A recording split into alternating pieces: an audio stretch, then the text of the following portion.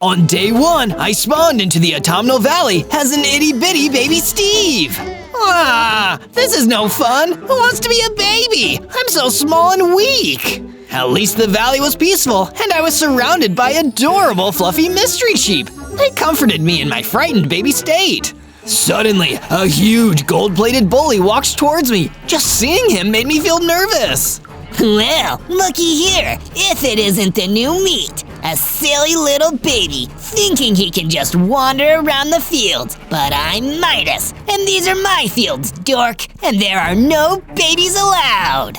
I'm sorry if I hurt your feelings, mister. I didn't mean to trespass. My name's Zozo. I'm just trying to understand what's happening here. Zozo? Nah, I'm gonna call you Bozo from now on. That's much more fitting for a silly little baby clown like you. Why are you so mean?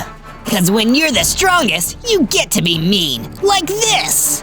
He fired an energy blast that vaporized all the mystery sheep around me. I was horrified by it all. That's gonna happen to you too over the next 100 days, unless you get strong too. I'm gonna get you, Bozo! I felt so mad about how he treated me, but I wasn't strong enough to fight back. All I could do was run away as fast as I could. I don't care what he says. I will get strong enough to stand up for myself in 100 days.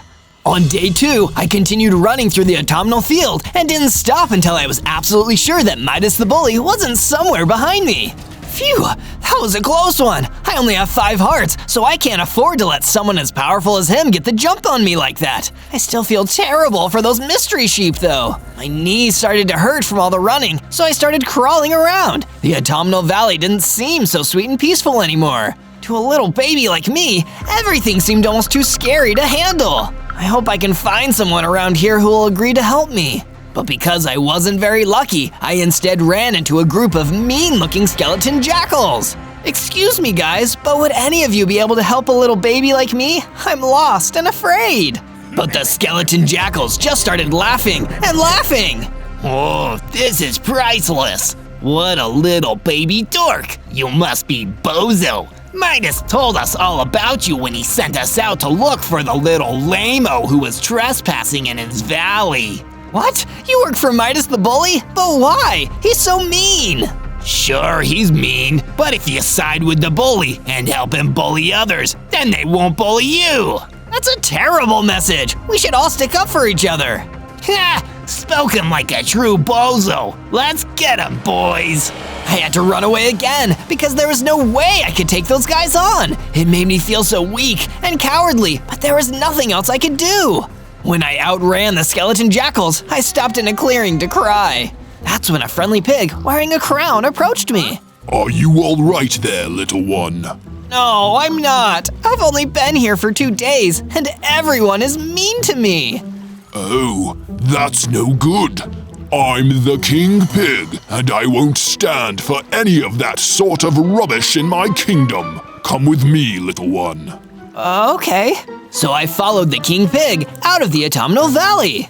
On day 3, the King Pig led me out into the Blue Taiga where there was a small school building. Do not worry, little Zozo. This is the Blue Taiga School. It is a safe place for children, and a good friend of mine runs it. I entered the school, and that good friend turned out to be the Water Elemental, the teacher who taught anyone passing through the Blue Taiga. Good heavens, you poor thing! Look at you! I'm so sorry that some of the people you've met in the overworld have treated you poorly, Zozo. But I promise that you will always have a safe place here. Thank you, Mr. Water Elemental. It was also very kind of the King Pig to bring me here. It makes me feel a whole lot better after my incident with Midas the bully and all his goons. Midas, a truly nasty man. An ex-student of mine. Actually, I expelled him from the school years ago for bullying other students. As sad as I am to say it, I don't think he'll ever change. What do you think I should do, teacher? Honestly, little Zozo, I think the ultimate solution is to train hard enough that you're strong enough to defeat him, for the sake of everyone. There's a nice place called the Amaranth Fields near here. That might be a good spot to begin your work. Thank you, Mr. Water Elemental. I won't let you down. So King Pig and I set off for the Amaranth Fields, ready to begin the process of taking Midas the bully down once and for all. From day 4 to day 5, King Pig and I arrived at the Amaranth Fields. There were enough wide open plains for it to be perfect to make a base. But first, I broke down a tree and made myself a crafting bench and a wooden pickaxe. Then mined into the ground for my first stone blocks. Now I'm feeling less like a baby already. I built myself a furnace, a stone pickaxe, and a stone sword. King Pig, Your Highness, is it alright for a baby to hold a sword? It's okay with adult supervision, Zozo. And I'm 47. Well, okay then. I continued mining and collecting stone and wood until I had enough to start building a basic base, with a room for me and a room for King Pig. It wasn't much, but it will be enough for now. This base is looking good, Zozo. It's not quite fit for a king just yet, but you're getting there. Then, a problem came up. A small swarm of golden devourers tried attacking my base, and I was forced to use my sword to fight them all off. Get out of here, you nasty little critters! I've had enough meanies this week. But when they were defeated, something amazing happened. I had enough XP to level up, becoming a slightly bigger baby with 20 hearts and the ability to crawl up walls. I guess it makes sense for a baby to be really good at crawling. From day 6 to day 8, given a little more confidence by my new power and new hearts, I decided to venture out to the mangrove marshes where I could hopefully learn more about being strong and tough. It seemed like a nice enough place until I saw an ancient Egyptian guy being attacked by a nasty bunch of sectoid soldiers. I couldn't let them get away with that. Don't worry, I'm here to help. Baby to the rescue! I pulled out my stone sword and ran in, defeating all the sectoid soldiers with the element of surprise. When I was done, it was just me and the ancient Egyptian left. Thank you very much, my friend. I'm Seth. You saved my life just then.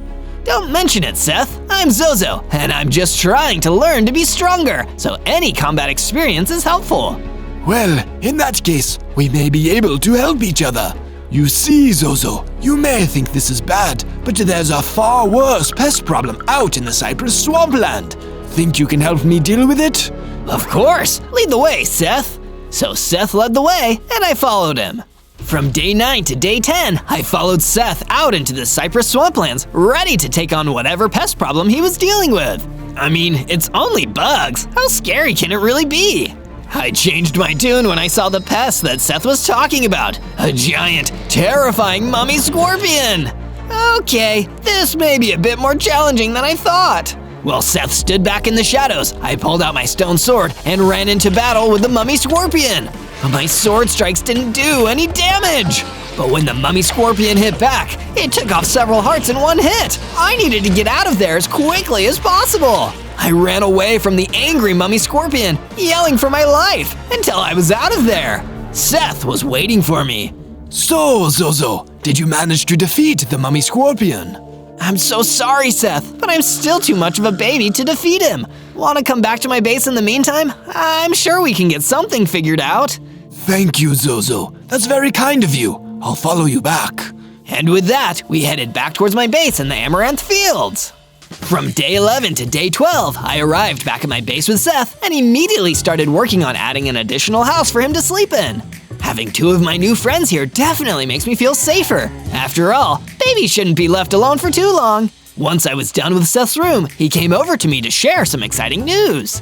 Zozo, since you were so kind as to let me stay on your base with you, I took the liberty of building you a little upgrade. Come with me, I'll show you. Oh, Seth, you really shouldn't have. That's just too kind of you. He led me over to a new room he'd created, a super cool storage area where we could keep gear, weapons, and supplies. This is awesome, Seth, thank you. This room is gonna come in so handy. Perhaps more than you even know, Zozo. I've come to understand that Midas the bully is after you. Don't let the juvenile name fool you. He's an extremely dangerous fighter and magic user. To take him on, you're going to need the best weapons you can muster. Feeling inspired by Seth's words of warning, I made my way to a deep cave not far from my base and started mining.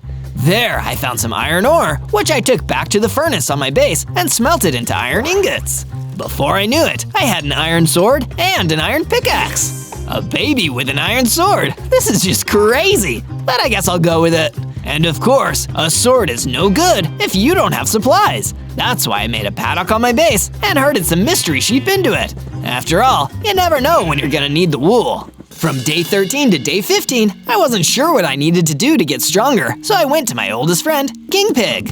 Your Majesty, I'm not sure how to get strong enough to defeat Midas the bully. I know I've got a better sword now, but I'm still a tiny, weak baby. Well, one of the best ways to grow big and strong is to have a healthy diet, my boy. And for what it's worth, I've heard the delicious apples on the Dover Mountains have particularly special properties. Then I'll head straight to the Dover Mountains. Thank you, King Pig. But the journey up and into the Dover Mountains wasn't easy. Thankfully, due to my climbing ability, I didn't fall, but it still took me a whole day just to get up there. And when I did, I noticed something terrible. There were apple trees, but no apples. Where could they have gone? That's when I turned and saw a massive skulk scorpion creeping towards me. Oh no, the scorpion must have eaten all the apples. It attacked me, and I needed to fend it off with my new iron sword. It was hard work for a little baby, but I still managed to defeat it. And when it went down, it dropped a special Dover Mountain apple. Time for a post-victory snack. When I ate the apple, I immediately started growing and becoming more powerful. I now had 50 hearts and the ability to quickly build walls. I'm one buff baby now! From day 16 to day 19, I wanted to go somewhere a little less challenging than the Dover Mountains, so I settled for the charming Evergreen Hills instead. Wow, the scenery here is lovely! If only I had a book to just sit around and read, this would be the perfect afternoon. And as if by magic, I ran into a book on the ground. I picked it up and saw that its title was The Tragedy of Midas. This sounds like an educational read. I started reading a passage that said, once, the one known as Midas was small and weak. He was picked on and grew to spite everyone around him. He got strong and grew his fortune, covering himself in gold. He then became a bully himself, just like the ones who bullied him. But my reading was interrupted by a gang of Midas the Bully's skeleton jackals that came towards me. Look at that nerd! Reading! How'd you like that book, bozo? Is it teaching you how to be less lame? Oh, it's teaching me that your boss is even more small and insecure than I thought. Hey, nobody gets to talk about Midas that way. He's the #1 bully around here. Let's get him, boys. The skeleton jackals attacked me, but this time I wasn't going to run away. With my iron sword, I took them on and defeated every last one of them. When I'm done, their #1 bully is gonna be the world's biggest zero. From day 20 to day 22, while wandering back towards my base in the Amaranth Fields, I was attacked by a group of feral swamp spiders. Thankfully, I was able to defeat them easily with how strong I was getting now. No spider is tough enough to defeat Zozo, even as a little baby. After defeating the swamp spiders, I returned to the deep cave near my base, where I mined some more iron ore. I took it back to my base and used the furnace to smelt it. Then I crafted it into a full set of iron armor. Gotta stay safe out there. With my new sword and my new armor, and with the knowledge that I'd already beaten a skulk scorpion, I went all the way back to the Cypress Swamplands to settle an old score, defeating the mummy scorpion. He won't chase me away this time. I tracked down the mummy scorpion, and this time I defeated him easily. I felt on top of the world, knowing Seth was going to be so proud of me, until Midas the bully himself stepped out of the trees. Feel like a big man for wasting some goofy spider, huh, bozo? You're still just a tiny little baby to me. Midas, why don't you come over here and fight me, rather than just calling me mean names? Fight you? Kid, I'd squish you like a bug. And believe me, I will someday, but not yet. I want you to become more of a challenge first. Later, bozo. Midas ran away before I could say another word to him. From day 23 to day 26, I returned to my base, feeling upset for my encounter with Midas, but proud of myself for finally defeating the mummy scorpion. I approached Seth with the good news. Seth, I defeated the mummy scorpion. The Cypress Swamplands are now clear of monsters. That's fantastic, Zozo. Thank you so much. I'm going to do something to repay you for this. Stay tuned. While Seth went to work on some mysterious project, I decided it was now time to improve my sword. I repaired it and applied the Fire Aspect enchantment, giving my sword a fiery power boost. Once the upgrade on my awesome sword was done, Seth came and led me over to his gift. He'd built a secret underground safe room under the base. Now, if anyone attacks and they're too strong to fight off, we can hide down here and we'll be safe until they leave. This is an amazing upgrade, Seth, and hopefully we'll never need to use it. From day 27 to day 31, I went back out to the Evergreen Hills where I'd defeated those evil skeleton jackals before, hoping to find something else of use there. Instead, I found a small group of sky lizards sitting around, looking relieved. You!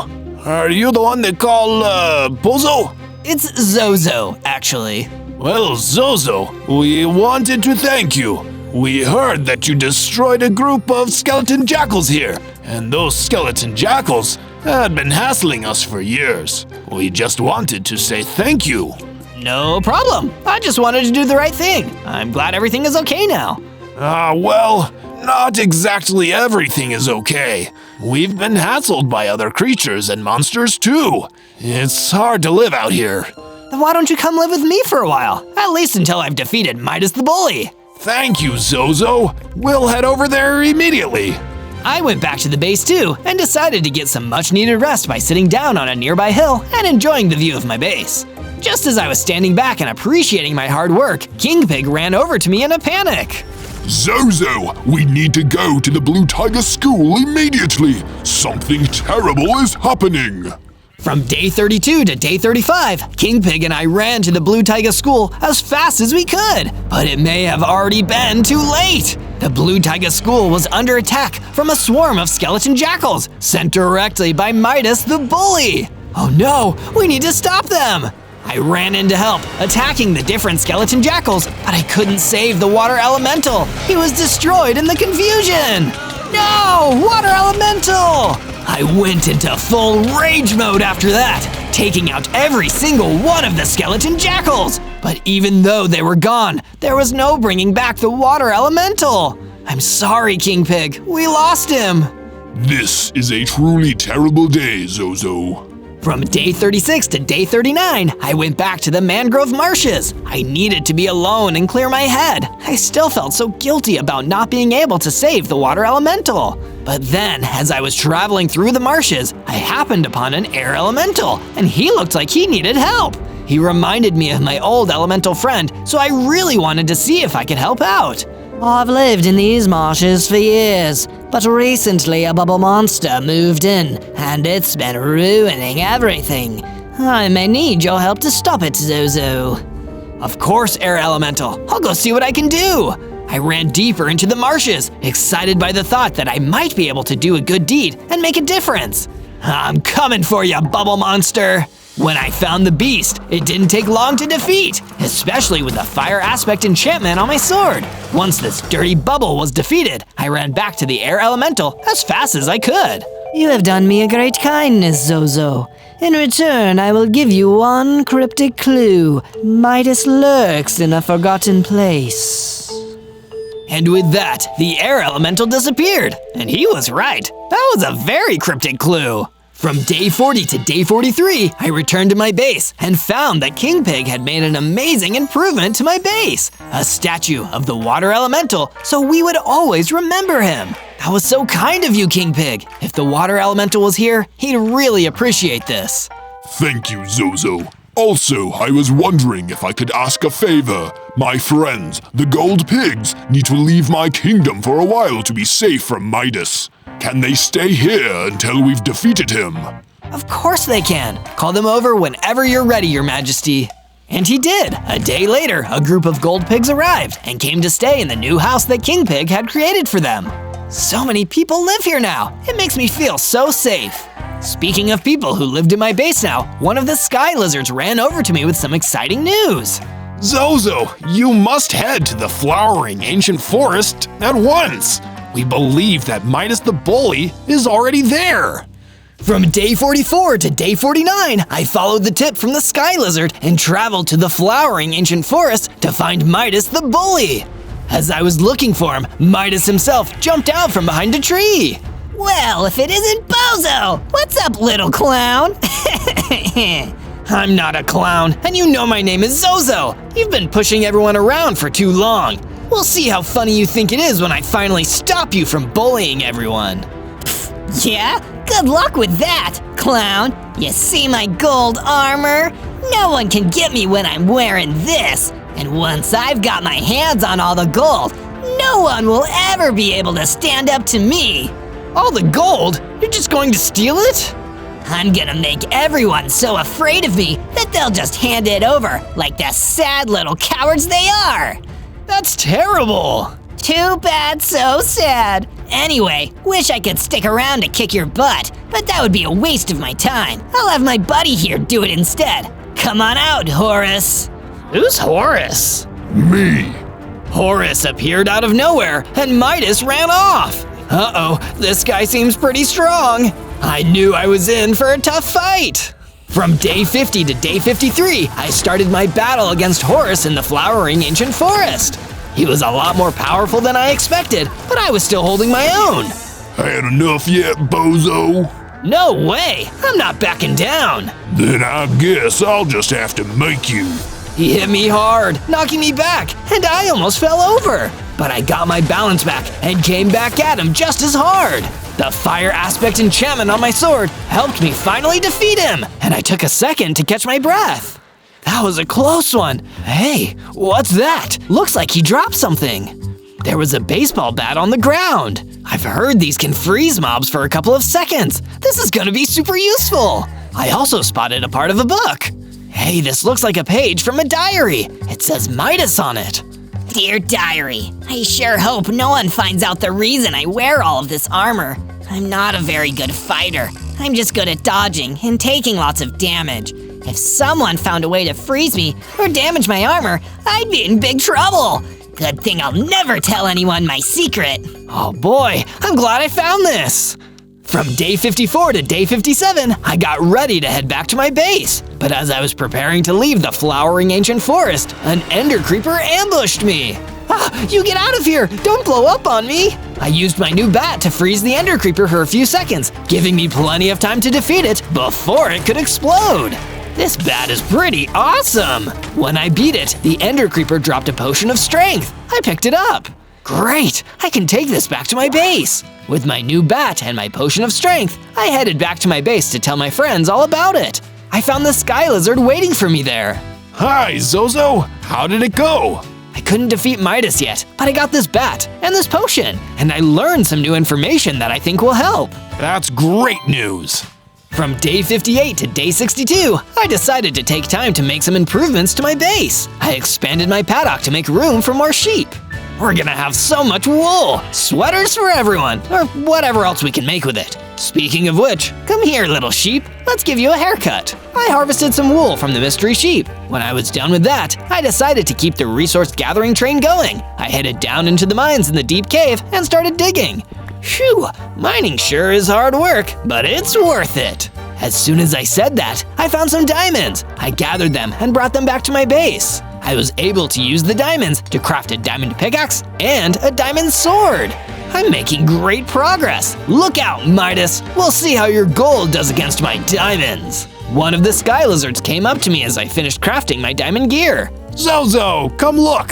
I added some more bedrooms to the base, in case any more friends need to come and stay here.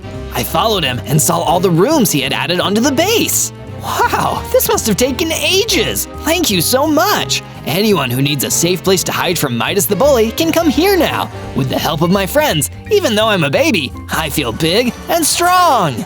From day 63 to day 66, Seth approached me at the base. Zozo, I have information about where Midas might have gone. I heard he likes to stomp on flowers, big meanie that he is. Is there anywhere with lots of pretty flowers he might have gone to? I don't know. Wait a second, maybe you should check the flowering enchanted forest. I traveled to the flowering enchanted forest and kept my eyes peeled for the glint of gold that meant Midas the bully was hiding there. I didn't see Midas, but I did see a fire elemental running right at me. Zozo, is that you? Oh geez, no, it's Zozo! I grabbed my sword. I guess you're here to fight me for Midas, huh? What? No, I'd never work for that guy. I heard you were someone to go to for help. I need help getting this ghost miner to leave me and my family alone. He's trying to kick us out of our house and wants us to give him all of our gold. That's despicable! He must be working for Midas. Don't worry, I'll see what I can do. From day 67 to day 70, I followed the fire elemental to his house. Sure enough, there was a ghost miner trying to break down one of the walls. Looks like my grandma is still inside. Hurry, please! Hold on, Granny Fire Elemental, I'm coming! I got my sword ready and rushed towards the ghost miner. He was chipping away at the wall of the house, but when he saw me coming, he stopped and turned his focus on me. He was strong, definitely the strongest enemy I'd fought so far, but I still managed to finally defeat him. It's safe now. No one will try to destroy your home again. Thank you, Bozo. I'll never forget what you did for us today. No problem. My name is Zozo, though. Could you spread the word? Midas the bully started calling me the wrong name, and I really don't want it to stick. I may be a baby, but I'm no clown. You got it. It's the least I can do. If you ever need a fire elemental, you know where to find me. Or you can just come over for dinner sometime. Yum! Sounds like a plan. From day 71 to day 74, I kept exploring the flowering enchanted forest, keeping an eye out for smushed flowers. I know if I see something that's messed up, Midas can't be far. As I walked, taking in the beautiful scenery, a bee came buzzing by me. Hello, little bee. Hello, Zozo. Say, if you're enjoying this adventure and want to see more, make sure to subscribe and find other adventures by searching ZOZO. Anyway, I've got to buzz off. Bye! Thanks for the tip, Bee. Now, back to searching for that bully. Talking about me, bozo? I could see Midas just up ahead of me, stomping on a flower. Why would you destroy something so pretty? These flowers aren't hurting anyone. Flowers are for losers and dweebs. Who needs them? You probably love flowers, don't you, bozo? I could stomp on you just like these flowers. You're just as weak. No, I'm not. I'm getting stronger all the time. Huh, oh yeah? You think you're strong enough to fight me? I tried to get my bat so I could freeze him for a few seconds, but I wasn't quick enough. He rushed at me and overwhelmed me. I had to run. I ran to a safer place and stopped to collect my thoughts. Next time I'll be ready. Next time I'll be stronger. That's right. You better run. From day 75 to day 78, I returned to my base, feeling pretty down about the fight with Midas. All I wanted to do was lie down and take a nap, but I couldn't even fall asleep. I can't believe I had to run away. After I talked all that talk about being stronger, I still wasn't strong enough to take Midas on. Maybe he's right. Maybe I am just a silly little clown baby. I'll never win. Knock, knock. Can I come in? Sure, go ahead. I thought you might want to see some improvements I've made to the base. Come on, take a look. Okay, I'll check it out. While I was gone, King Pig had added a bunch of decorative lanterns to the base. It made the whole place look way nicer, and even though I was still bummed out, it definitely cheered me up.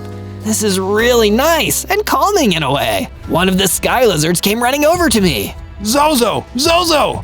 Look what I found! It's a potion. I think it'll make you stronger. Try it and see what happens.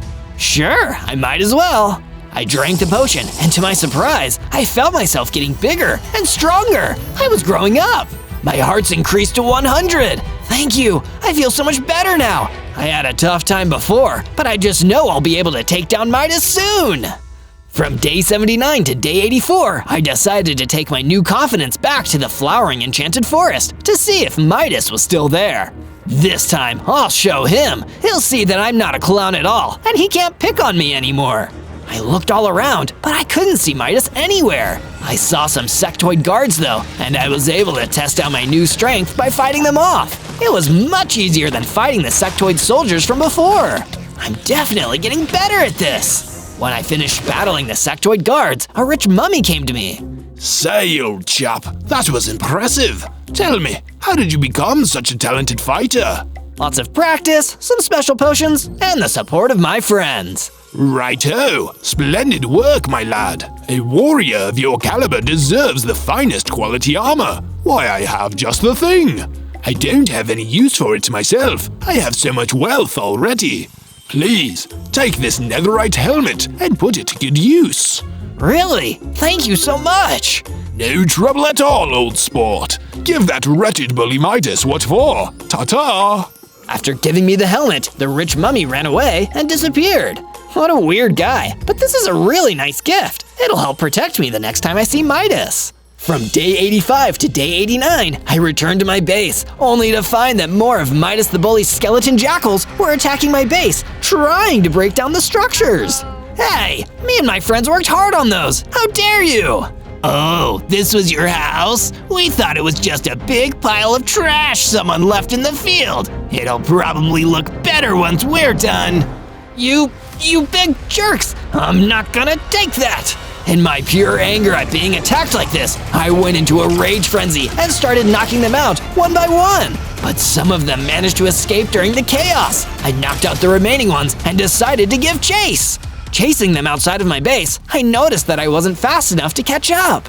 During my chase, I suddenly saw a lone saber-toothed pig just standing around in the field and crying. What's wrong, saber-toothed pig? Those big, mean skeleton jackals came through here, and they called me ugly. And now I feel horrible about myself. Oh no, that isn't fair. For what it's worth, as saber-toothed pigs go, I think you have a certain handsome charm. But at the end of the day, it's what's on the inside that counts. The only truly ugly thing is to be mean to people. You're right, Zozo. Thank you. That made me feel a lot better. No problem. And if you'll excuse me, I need to chase those meanies down. Go get 'em, Zozo! From day 90 to day 94, I chased the gang of skeleton jackals into the Forgotten Forest. Eventually, we found a dead end. I had them backed into a corner. Ready to face the consequences of your bullying ways, skeleton jackals? But they just started laughing at me. You fool! You fell right into our trap! You think we're nasty? Meet Midas's best friend. He's gonna get all the gold now! A huge, buff pigless walked in and the skeleton jackals ran off. He must have been Midas's best friend, and it was certainly scary to be standing in front of him. You can leave now, there's no need to fight. But Pigless didn't seem to listen to me, so I walked in and hit him with my baseball bat. He wasn't even affected. This is gonna be a tough one. From day 95 to day 97, the real fight between me and that huge, buff Pigless began. Every hit from him took down my hearts massively. I was lucky that I had 100 of them, or I would have been doomed. I kept hitting him with my diamond sword until the Pigless was finally defeated. And when he went down, he dropped a book I never expected to see. It was marked The Diary of Midas. Wow, another extract from Midas's diary. Pigless must have really been Midas's best friend if he trusted the guy to carry his diary. Of course, I opened up the diary and started reading, and I didn't believe what I was seeing inside. It said, Another day trying to get rid of Zozo. I feel like I'm so anxious all the time. It's so difficult to pretend to be big and tough all the time, but it's the only way people will respect you. Zozo, he seems like he's actually strong, and people like him too. I need to get rid of him quickly, or I think he might actually defeat me. I was blown away by what I'd read. So deep down, Midas is the most scared and insecure of all. And he's afraid that I'll defeat him. If he believes I can, then I believe I can too. I ran back to my base, ready to make the final preparations. I was gonna take down Midas. On day 98, I came back to my base, feeling more motivated than ever to complete my quest and end the reign of the overworld's #1 bully once and for all. King Pig, Sky Lizard, and Seth gathered up around me, ready to see me off. It's time, everyone. I'm going to Midas's base to defeat him once and for all, and free the land from fear and bullying. Hear, hear, Zozo. You've always looked out for us, and I'm proud of you for seeing this through all the way. You're a true hero for doing this. I agree. Ever since you first saved me from those sectoids and helped me defeat that mummy scorpion, I knew you had it in you to save the world. You've got a hero spirit, and you can do this. But I don't want to send you into the lion's den. Let me come and help you, Zozo. You shouldn't have to do this alone. It's okay, King Pig. I'm gonna do this myself. Knowing all of you believe in me is enough. On day 99, I made my way across the Dover Mountains, psyching myself up for the final battle against the bully who'd been hassling me for 99 days. I can't wait for this to finally be over, so me and my friends can all relax. On my way there, I ran into a yak who was casually grazing. Wish me luck, Mr. Yak. I'm on my way to defeat a major bully. Good luck. Hope you don't get your butt kicked. I kept going until I saw the last thing I wanted to see. A big gang of Midas's skeleton jackals ready to fight. Oh no, even I might be outnumbered here. Think again! I turned and saw that King Pig had been following me the whole time. King Pig, why are you here? Because you need me, clearly! You've helped me a lot since you've come here, Zozo. Now it's time for me to help you. I'll distract all these nasty skeleton jackals. You go take down that big bully. You're the best, King Pig. Let's do this! On day 100, I entered Midas the Bully's lair by using my wall climbing abilities to get in past the walls. All that gold he's taken, you'd think he'd have invested in some better security. When I went in, Midas was the only one there. He seemed shocked to see me. What? This is impossible! I sent out all my skeleton jackals to stop you. How could you have gotten past them? Because I still have friends, unlike some people around here. Big talk for such a little baby, bozo. I may be a baby, Midas, but I'm not a coward. I know the truth. Pigless was carrying your diary, and I read it. You're afraid of me. You're afraid of everything. And rather than confront that, you're mean to everyone around you. I'm giving you one last chance to be better. You read my diary? Oh, for that I'm gonna pound you, you nasty little baby. This is the end. Well, I can't say I didn't give you a chance. Midas fired an energy blast at me, but I used my quick building skills to build a wall between me and the blast. Now it was time to fight back.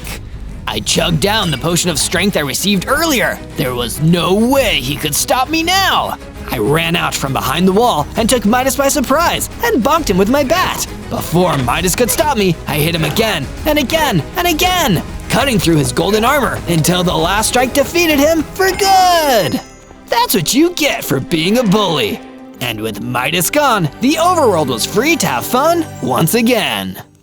On day 1, I woke up in a basket floating down a river. Whoa, where am I? Who am I? The basket washed up on the edge of the river and I hopped onto the shore. That's when I noticed I had a cane in my hand. I took a closer look. The cane of Moses, a reminder of his parents. I'm Moses, but I'm just a baby with 3 hearts. At least my parents gave me this cool cane that doesn't seem to have any special powers. I wonder where they are. Just then, I heard a splash in the water behind me and a crocodile came jumping out of the water. Ah, I gotta go. A giant crocodile like that could eat a baby like me in one bite. As I ran into the desert, I soon climbed a hill, finding a small village on the other side. A village! I'll bet there's someone here who can help me find my parents. As I ran into the village, I noticed there didn't seem to be anyone around. Hello? Anyone? Can anyone hear me? Hello? I had run through the whole village, but nobody was here. Another mystery to solve. It was soon getting late, so I decided that I'd spend the night here. Maybe I could find out what was going on tomorrow. On day 2, I woke up to the silence of the abandoned village. If I'm gonna find out where everyone went, I need to be prepared. The house I was in needed some repairs, so I headed over to the trees to get myself some wood. Using the wood I had gathered, I made myself a stone pickaxe as well as some wood slabs. Then I used the wood slabs to fill in the roof. Next up, more tools. I headed over to a nearby hill and used my pickaxe to gather limestone that could be used to make limestone tools. As I was mining though, a husk suddenly appeared at the top of the hill. Oh no, I don't have any weapons yet. I hurried and put together a crafting table, then used that to craft a limestone sword. I turned around just in time. The husk and I had a fearsome battle and he brought me down to half a heart. Armed with my sword though, I was able to deliver the final blow. That's what you get for trying to mess with me. It was at that moment that I realized I didn't have any food. I had seen a wheat field earlier, so I built myself a bridge across the river so I could go to it. I was pretty sure I couldn't swim. I was just a baby after all. With my stomach growling, I quickly started harvesting as much wheat as I could. Suddenly, I heard something rustling in the wheat behind me and turned to see a hippo. Ah! Oh wait, you're just a baby, like me. What's your name? Just then, I heard a terrifying sound and turned to see an adult hippo looking right at me. Get away from my little brother! He looked angry, and I still only had half of a heart. I had to get out of there. I ran back across my bridge, breaking a couple blocks behind me. Once I had gotten away, I hurried and made myself some bread. Bread has never tasted so good. Later that evening, I heard a sound outside my window. When I looked outside, the baby hippo from before was out there. Hey, I'm sorry to bug you, but I wanted to apologize for earlier. My brother Hugo is kind of intense. I hopped down the side of the building. That's okay. He really scared me. You seem nice though. I try to be. My name is Harry. Here, I brought you some fish to say sorry. I'll see you around. I thanked him for the fish and quickly got them cooking in the furnace so they could be ready for the next day. Then I used some of my remaining limestone to finish making a set of limestone tools. On day 3, I woke up in the middle of of the night to the sound of footsteps. The villagers, they must be back. I hurried down the ladder to greet them when I was suddenly swarmed by a group of husks. Oh no, I forgot to fix the door. The husks tried to surround me as I ran out of the house. I could fight one of them off, but it wasn't looking like I could handle a whole group of them. Just as all hope was lost, Hugo came charging in to help. In no time, he managed to fight off all of the husks. Wow, you saved me. Thank you. No problem. Harry told me he stopped by and said you were a nice guy. Sorry for scaring you earlier. That's okay. Those husks should have been more scared. Feel free to stop by anytime. After Hugo had left, I suddenly felt more strength returning to my limbs, and I grew into a teenager. And now I have 7 hearts. The next day, I was walking around the edge of town when I saw someone taking a look at the basket I had spawned in. Just then, the crocodile that had attacked me showed up again, catching her off guard. Hang on, I'll help you. I ran over to her and started fighting off the crocodile. With my new strength, I was much better suited for this fight. I kept swinging my sword and was able to take him out. Wow, nice moves. I thought I was a goner for sure. I'm happy to help. Say, I was hoping you might be able to help me with something. The village over there is completely empty. Do you know what happened to everyone? Oh, yes, the people that used to live here. They're gone. Yeah,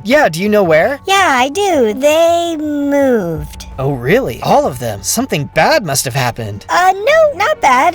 They all live in the city now. My dad is actually the pharaoh there. Speaking of, you should come live in the city. It's really not safe out here. I agreed, and she showed me the way. I was getting tired of being attacked by crocodiles and husks every day. On days 4 to 5, the princess and I arrived at the big city. The princess, whose name was Nubia, showed me around. Wow, this city is huge. It must have taken a long time for you guys to build everything. Nubia simply nodded as we walked closer to the palace. She was taking me to meet the pharaoh. As I entered the throne room, I could see the pharaoh sitting on his throne. Nubia, welcome home. And who do we have here? Father, I wanted you to meet Zozo. I was attacked by a crocodile, and he saved me when I thought all hope was lost. Nubia, what have I told you about wandering along the river? Thank goodness young Zozo was here to save you. Zozo, I am in your debt. Please, let me settle it by giving you a place to stay here in our prosperous city. Wow, that would be amazing. This is a beautiful city. I will give you one of our finest rooms. You can live next door to my son. Ramses, come say hello to our new friend. Ramses came running over with 2 servants behind him. I heard you saved my sister. Nice going. Although don't get too comfortable.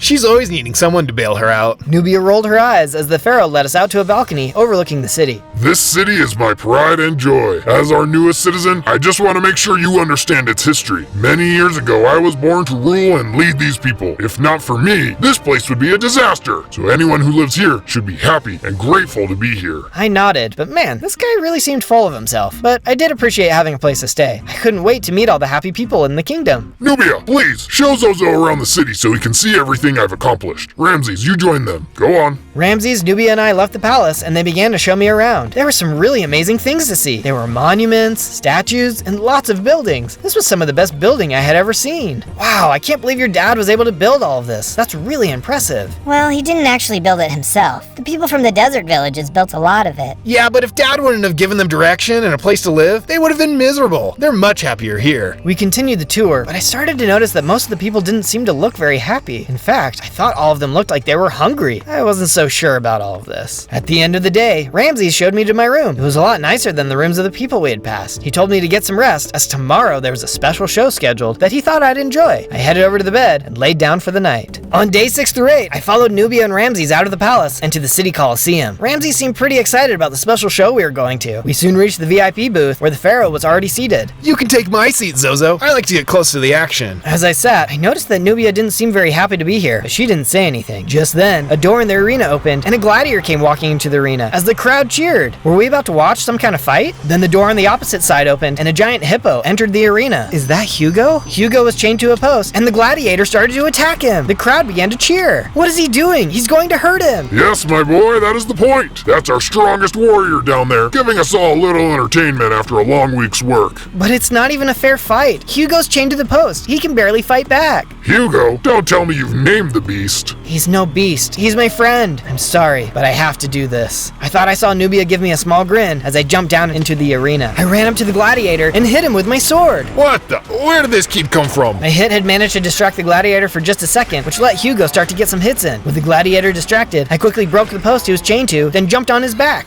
Enough! Several pillars rose up from the ground as the pharaoh rose from his seat. Zozo, we opened our homes to you out of the kindness of our hearts, and this is how you repay us? If you won't accept us, then we can never accept you. Leave now, or my gladiator will destroy you. You are hereby banished. This hippo is my friend. I can't support someone who would hurt him for their own entertainment. I'm sorry. I turned and rode out of the city on Hugo's back. How was I going to survive now? On days 9 through 10, I was wandering in the desert. Hugo had told me to stay with him, but I couldn't risk putting him in danger, so I continued on alone. But I couldn't feel too bad for myself, as I was suddenly attacked by a pack of hyenas. I'm definitely not in the city anymore. Get back, you fiends! The hyenas snapped at me, but I managed to hit them enough to keep them all away from me. I better hurry and find some place to set up camp. It's starting to get hot out here. Lucky for me, I soon came across some old ruins. There are all kinds of cool structures here. As I walked through the ruins, I also saw there was an oasis nearby. Oh man, this is just what I needed. This oasis was a beautiful spot to build a camp to live in, so I got right to work building myself a house. It wasn't anything big or fancy, but it was just right for me. I soon finished. Well, I might as well check out some of these ruins while I'm here. I hiked into some of the nearby ruins and started looking through the dusty crates. There were some basic food and resources, but the real gem was the golden desert armor. I kept looking through the crates and was able to find an entire set. This is great. I'm already starting to feel safer. I hiked back to my camp when I heard some sheep nearby. I gathered them up and put them in a pen. These sheep give me an idea. I found a nice plot in the desert and started working on a statue. I think this is going to look really cool out here. I'd love to hear what you think it's going to be. After a bit, part 1 of the statue was complete.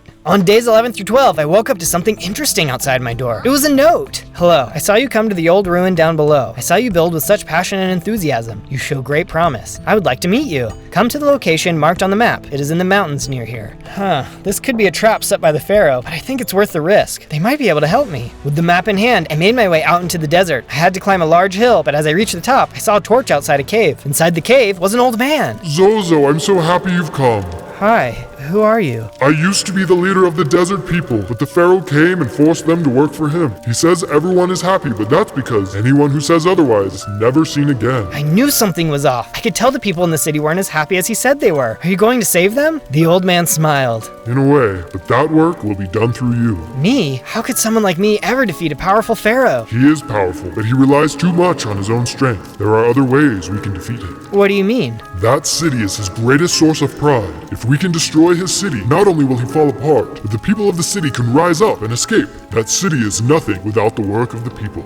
It will be up to you to make things bad for him. I should also mention that there is a powerful item buried in this cave. You're not ready for it yet, but I know one day you will be. I'll do my best. I think I know where to get started. I thanked the old man and headed out of the cave. It was time to head back to the city. On days 13 to 15, I crossed the desert back toward the city. The city soon came into view, and I started stacking my way to the top of the city. If I was going to cause some disruptions, I needed to get a closer look at what was around. I ran along the top of the city and looked over the edge. That's when I noticed there was a water supply running through the center of the city. If I could disrupt the water supply, that would definitely cause some problems for the pharaoh. But I can't cut it off. That would hurt innocent people. Just then, I had the perfect idea, but I needed to head back to the river. I ran back across the city top and headed to the river. Soon, I had reached the riverside, and I could see flowers on the other side. Need a ride? Hugo, perfect timing. I was just wondering how I would get across. I soon reached the other side and started gathering up as many roses and poppies as I could. I was going to need them for my special project. Once I had finished collecting as many as I could, I met Hugo back down by the river. Hey, I found this health regeneration necklace at the bottom of the river. I thought you might be interested in it. Hugo tossed out the necklace, which I picked up and equipped. He then let me hop on his back and gave me a ride back across the river. Time to get back to the base and start working on my secret plan. On day 16 to 19, I got right to work building a mill. I had a big project in mind, so I was going to need a tool to help me get all of the work done quick. The mill was soon complete, and I got right to work, adding all of the flowers I had gathered the day before to the machine. It didn't take too long, but I soon had a large amount of red dye. This ought to be enough dye. It's all coming together. Just then, I heard a sound outside and went to check out the noise. There was a group of tomb raiders outside. They must be here to raid the ruins. They caught sight of me and charged. I'm not a bad guy. Back off. The raiders were strong and nearly took all of my health. They had some good gear. I wonder if they found all of this in the old tombs. Thankfully, though, I was able to overcome their sword swings and take them all out. As they disappeared, I noticed that they dropped some iron bars. Iron! This will help me be even stronger than before. Guess I'm glad they came here after all. Just then, I felt more strength surge through me, and I grew into an adult. And check it out, I even have a beard. Oh, and more hearts, too. I headed over to the crafting table, and by using the iron I'd picked up, made myself some new iron gear. If anything went wrong on my secret mission tomorrow, I would be ready for a fight. Then I went over to the statue and got to work on the second part. It might look like I'm finishing it, but I have a whole other part to do. Be sure to keep watching to see what it is. On days 20 to 22, I snuck my way back over to the city, ready to put my plan into action. But first, I had to make it there, as I was suddenly attacked by a group of wraiths. Ah, you guys are freaky! With my new iron gear though, they were going to have a hard time taking me out. I swung my sword and was able to destroy all of them. That was scary, but I've got a mission to complete. Soon I was making my way through the city streets. There were a lot of guards wandering around, but if I was sneaky, I could weave through the buildings. I had to get to the water supply. I almost got caught, but finally, I made it to the source of the water. Halt! Uh-oh, looks like I've got company. A small group of guards attacked. There were a lot of them, but I had to see this through. They hit me again and again, nearly taking all of my health. I can't let them win. I must save the people of this city. I rose up and started swinging even stronger than before. I was starting to win. There was only one guy left, but he managed to get away. I better hurry. I'm sure there will be more guards coming soon. I ran back over to the water supply and started throwing the dye into the water. If I could turn the water red, people might start blaming the pharaoh for their lack of clean water. It took a little while for the change to take effect, but soon the water had all turned red. What do you think you're doing? I looked down and saw the guard had returned with the gladiator from the arena. I wasn't going to be able to run away this time. Who do you think you are, coming back here? And what happened to the water? What have you done? The pharaoh is no hero. He's forcing people to work for him. It's not right. He needs to let these people go. No one's gonna ruin our city, especially a little desert man like you. The gladiator attacked. This was their city's strongest warrior. This was going to be quite the fight. He had a massive sword that really packed a punch. It doesn't have to be like this. Surely you can see that the pharaoh is evil. My life seems pretty good. Too bad yours is over. My health was nearly gone, but I had to keep fighting for these people. I kept moving and was finally able to land the final hit. As the gladiator disappeared, he dropped his sword. A claymore, huh? This thing is huge, but it's as light as a feather. I took a look at the guard, and he took off running again. What a wimp. I took a look at the water again. Well, I'm surely going to get the pharaoh's attention now. Just then, I heard a bunch of feet running. A whole battalion of guards were running right at me. That's my cue. Time to go. I jumped over the wall, and the guards ran up and looked down at me. Now I just need to wait and see how the pharaoh responds to my mission. On days 23 to 26, I was still making my way across the desert. Up ahead, I could see some orange rocks. Oh, I could use those for the next stage of the statue. I ran over and got to work mining them out. I've got a cool idea for what I could add to the statue. I think everyone will really like it. As I finished mining, I noticed there was a cave nearby. Maybe there are resources inside I could use. I made my way down into the cave and soon came across some iron ore. Perfect, this is just what I was looking for. I kept going deeper into the cave, mining more resources. Suddenly, the room opened up and there was a massive subscribe on the wall. Oh wow, thank you to everyone who has already subscribed. I'm having a lot of fun and I hope you are too. If you haven't subbed yet, I'd love to have you join the team. On days 27 to 31, I was out of the cave and heading back to my base. As I was crossing the desert, I saw a bunch of camels escaping from their caravan. Hang on, I'll help you. The camels went running off behind a small dune and I followed them to the other side. I soon saw that the animals had gathered at a nearby oasis. Hey guys, you were just a little thirsty, weren't you? Suddenly, the camels ran away and a giant crab came walking out of the water. Whoa, where the heck did you come from? The crab snapped at me with his pincers as I swung my sword. His hard shell was difficult to crack, but not too hard for my new sword. The crab was quickly defeated. Whew, now let's get these camels back to their rightful owner. I led the camels back to the grateful trader. Thank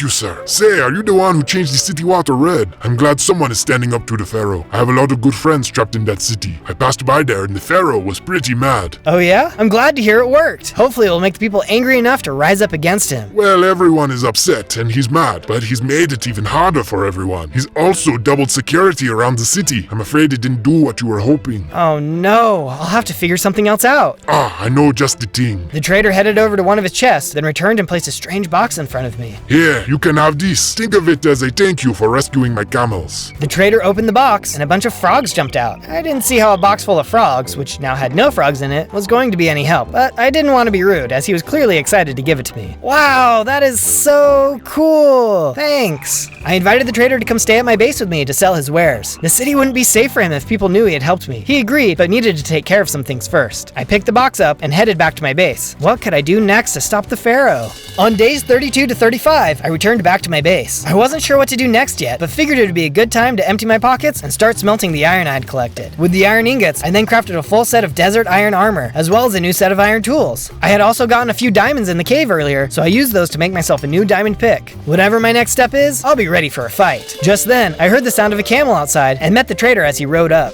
Hey, glad you could make it. I was thinking about it, and I think it'll be a good idea if we build you a shop. Maybe people are scared to leave the city because they have nowhere else to go. That is a brilliant idea. I just picked up some fresh items, so I have plenty of things to sell. I quickly got to work building the trader a shop. If I couldn't free all the people from the city, at the very least I could give the ones who do escape a place to live. The shop was soon finished. Once the trader had settled in, I walked up to see what he had to sell. Hey, I hope you're all settled in. I was hoping you might have some kind of special item that could help me get back at the pharaoh. The trader gave me a confused look. What do you mean? I thought you would be able to do something with the frog box. Oh yeah, I mean it was really cool when you showed me it was full of frogs, but since they all had hopped away, I don't really know what to do with it now. Ah, I see. I may not have explained it very well. You see, it's an infinite frog box. Every time you open it, more frogs will come out. You will never run out of frogs. Man, this guy was really into frogs. But just then, inspiration struck. I had a new idea to get back to the pharaoh, but I was gonna need some help from some old friends. On days 36 to 39, I had arrived back at the river where I met up with Hugo and some of his pals. Hugo, I had a question for you. I recently got this box that can create infinite frogs, and I know just what to do with it. The problem is, I don't have a good way to get into the city now that it has increased security. Do you know a good way in? Before Hugo could answer though, the small bird on his back piped up. Oh, I know just the thing. Hang on one second. The little bird flew off. Where could he be going? Moments later, he returned with a much bigger bird. This is my friend. We're all sick of the pharaoh capturing all of our bird friends and keeping them in cages. The big bird explained that he could pick me up and carry me over the city, which would let me shake the box, dropping frogs through the whole city. That's a perfect plan. Meet me at the mountaintop near my base tomorrow morning. We've got some frogs to drop. On days 40 to 43, the big bird met me on top of the mountain. I hopped on his back and we flew away toward the city. As we got closer, I could see all the new guards defending it. Let's see them defend against this. As we flew over the city, I started dropping frogs. Down below, I could see the city had started to wake up with a few people roaming around the streets. As the frogs landed, I could hear screams as people began to panic. It looks like the plan is working. By the time I had finished dropping the frogs, the sun had fully risen and the whole city could see something was wrong. I was too busy looking down at the people when I accidentally slipped and fell off the bird, landing in the water below. Oh, uh-oh, that wasn't part of the plan. I hopped up as a couple of townspeople ran over to me. Zozo, these frogs are disgusting, but we're so glad you're here. The pharaoh is so mean. We want to help, but don't have anywhere to go. Just then, I heard a shout. The guards were coming. Stay behind me. I have a safe place we can go. We ran for the exit as a group of guards charged at us. Looks like I'm gonna have to fight my way out of this one. The guards were intense, but I was able to cut them down and keep pushing for the exit. Soon enough, we had fought our way out of the city and ran to the desert. I wonder if the frogs would be enough for the pharaoh to let the people go. On days 44 to 49, I arrived back at the base with all of the villagers. We went to have a chat with the trader. My goodness, Zozo. Look at all of these customers. People. I'm so happy they were able to escape. So am I. They're here to join our cause. Hopefully we can help everyone else escape too. But in the meantime, let's start building a place for you all to stay. Out behind my house, I got to work making a space for all of the villagers to build their homes. Once the area was prepped, they helped me to build their houses. We had a real town coming together. Soon, all the houses were done. Good job, everyone. This place is looking really great. I can't wait to get more people to move in. With all of the villagers moved in, I was feeling inspired to add the next part of the statue. With a little bit of help, I was able to finish the first part of the next section. Any guesses what I'm building next? After I was finished, the villagers came up to me with a real problem. If people were going to live here, we needed a way for everyone to eat. That's a good point. I think it's a good chance for us to strike back at the pharaoh too. I think we should go back to the city and bring all of their livestock here. That food should belong to you. The villagers agreed. The city would surely fall without a food source. This is a great idea, but I'm sure the pharaoh is going to have increased security. How am I going to be strong enough to get in this time? Zozo, who are you talking to? I think the heat might be getting to you, but I did find something in the ruins that might help with your problem. Follow me. On days 50 to 53, the trader led me to the tomb entrance. He explained that the tomb seemed untouched, but he was too scared to go inside. Well, I'll go take a look. Hopefully we can find something helpful. I ran inside. Right ahead of me was a book on a pedestal, so I opened it up. Yeah, this book isn't very helpful. If I can't even read the book, how am I ever gonna get into this place? Wait a second, what's that? Just behind me was a button. I hit the button and heard a secret panel in the wall open. I headed through and entered a massive room. This must have been a pharaoh's tomb. Who dares enter my tomb? If you can defeat my guardians, then perhaps I will share my secret power with you. Suddenly, a bunch of gas appeared and started to attack me. Ooh, scary. But that secret power sounds just like what I need. The gas were not very happy to see me and kept shooting fireballs. Unlucky for them though, I was able to hop around and hit the fireballs right back at them. As I destroyed them, I saw that they were dropping gunpowder. Gunpowder! That gives me an idea for the next time we go to the city. I kept fighting until finally all of the gas were defeated. I picked up the gunpowder and took a look around the room. I soon saw a passageway which led me deeper into the tomb. You may have defeated my gas, but I am not finished finished with you yet. Just then, I ran into a jackal, and boy was this guy strong. Those spears are way too OP. I was able to use my shield to block, but just a few hits from the jackal would take me out. I managed to eat some food and heal up, then began to fight back. It was a close one, but I was able to win the fight. I kept going through the tomb when I saw a small tunnel up ahead. Suddenly, I fell down a hole, landing in a small pool of water. What? How did you get this far? Well, you won't like this. Just then, a bunch of blazes spawned in and started to attack. One of them even managed to catch me on fire. The fire definitely didn't feel good, but luckily, they weren't as strong as they looked. I was able to defeat them pretty quickly. There was a staircase nearby, so I followed that. I had to be close. Just then, I entered another room and saw the mummified pharaoh appear. I made it! I'll take that secret power, please. You know, I thought about it, and I decided I want to keep it. Shazam! A bunch of mummies spawned and attacked me. They were slow, but strong. But I had made it this far, and nothing was going to stop me. The mummies were soon destroyed. Okay, I guess I'll just do this myself. Pharaoh hopped down and started to attack me too. You know, we don't have to fight. You can just give me the prize. Do you have any idea how bored I am? At least this is something to do. Hi-ya! Honestly, if this guy wasn't attacking me, we'd probably be friends. Soon enough, I had landed a bunch of blows, and he was nearly defeated. Okay, I think you've proved your point. Go ahead and take the prize. The mummy pharaoh disappeared. I hopped up and took a look inside of his tomb and found a totem of undying, a set of raw armor, and Horus's ascension. I quickly put on all of the armor and equipped the weapon. Just then, the power began to course through me, and I leveled up into a powerful, full-grown man. And check it out, my beard is legendary. Before leaving the tomb, I had to try out the new weapon. Outside the room, I ran into some more mummies. I hit them with the Horus's ascension, which sent them flying into the air. Looks like it's time to head back to the city and get those animals. On days 54 to 57, I emerged from the tomb, then returned back to my house to craft. At my crafting table, I put together some TNT. You know what they say, the best way out is always through. We're gonna blast our way right through the walls. I went to talk to the villagers, and a few of them agreed to come with me to help. We traveled across the desert and soon came to the farm on the edge of the city. I set up the TNT and set it off. Fire in the hole! The TNT blew a hole in the wall, and we ran into the farm. Alright, you guys start wrangling the animals, and I'll get us some hay. I ran into a nearby shelter and picked up a few hay bales. I ran back outside and handed them out to the villagers. With the hay in hand, they managed to round up all the animals and lead them away. Looks like they're gonna make it out. I might as well grab some more wheat before I leave. I quickly got to it, cutting up as much wheat as I could. I had just about finished gathering all of the wheat and seeds when a group of guards ran up, but look who was leading them. Ramses, what are you doing here? Zozo, you're the man from the desert? I barely recognize you. I'm so happy to see you again. You're not angry to see me? I thought you were here to attack me. No, in fact, I've been trying to join you. All of us here have seen my father's power and influence fading. Please, let us join your community. I couldn't believe my luck. Ramses had been so nice to me before, and I was happy to have him as part of our group. The more people we had, the better chance we had to free the rest of the villagers. On days 58 to 62, I was back at the base when one of the villagers pulled me aside. He was nervous about Ramses being there with a bunch of palace soldiers. Could we really trust him? Before I could answer, Ramses walked up with his guards. Don't worry, friend. You don't have anything to worry about. If I didn't come with good intentions, I wouldn't tell you this. The pharaoh is actually putting together a large army and plans to attack. If that's the case, then we need to get prepared. Please, if everyone could give me a hand, we can build everything we need. Don't you think it'll be wiser just to leave things how they are? This is a nice community here. Attacking the pharaoh will only end in failure. I've seen how powerful this army is. I think you lack faith, my friend. We won't rest until everyone has been freed. I'm positive we can find a way to win. Ramses didn't seem convinced, but he agreed and asked what we needed to do to get ready. First things first, we started to clear out some of the old ruins. This was going to be the perfect place to set up our farms. We had an army to feed, so we had to make sure we had a good farm. Next, we got to work building a barracks for all of the soldiers. This would give them a place to rest and get ready for the fight ahead. I was able to get plenty of help, so we were able to finish it pretty quickly. Then I met Ramses outside. Ramses, I know living in the desert is quite a transition for you. I can build you a special place if you'd like. That is okay. I will live in a regular house like everyone else. However, I wouldn't mind helping you out with that statue. Ramses then joined me as we worked on the next part of the statue. It was really starting to come along. As we worked, I mentioned that I would go speak with the old man in the cave to see if he had any ideas. When I mentioned the old man, Ramses asked to join me, to which I agreed. We would go in the morning. Soon, the next part of the statue was complete.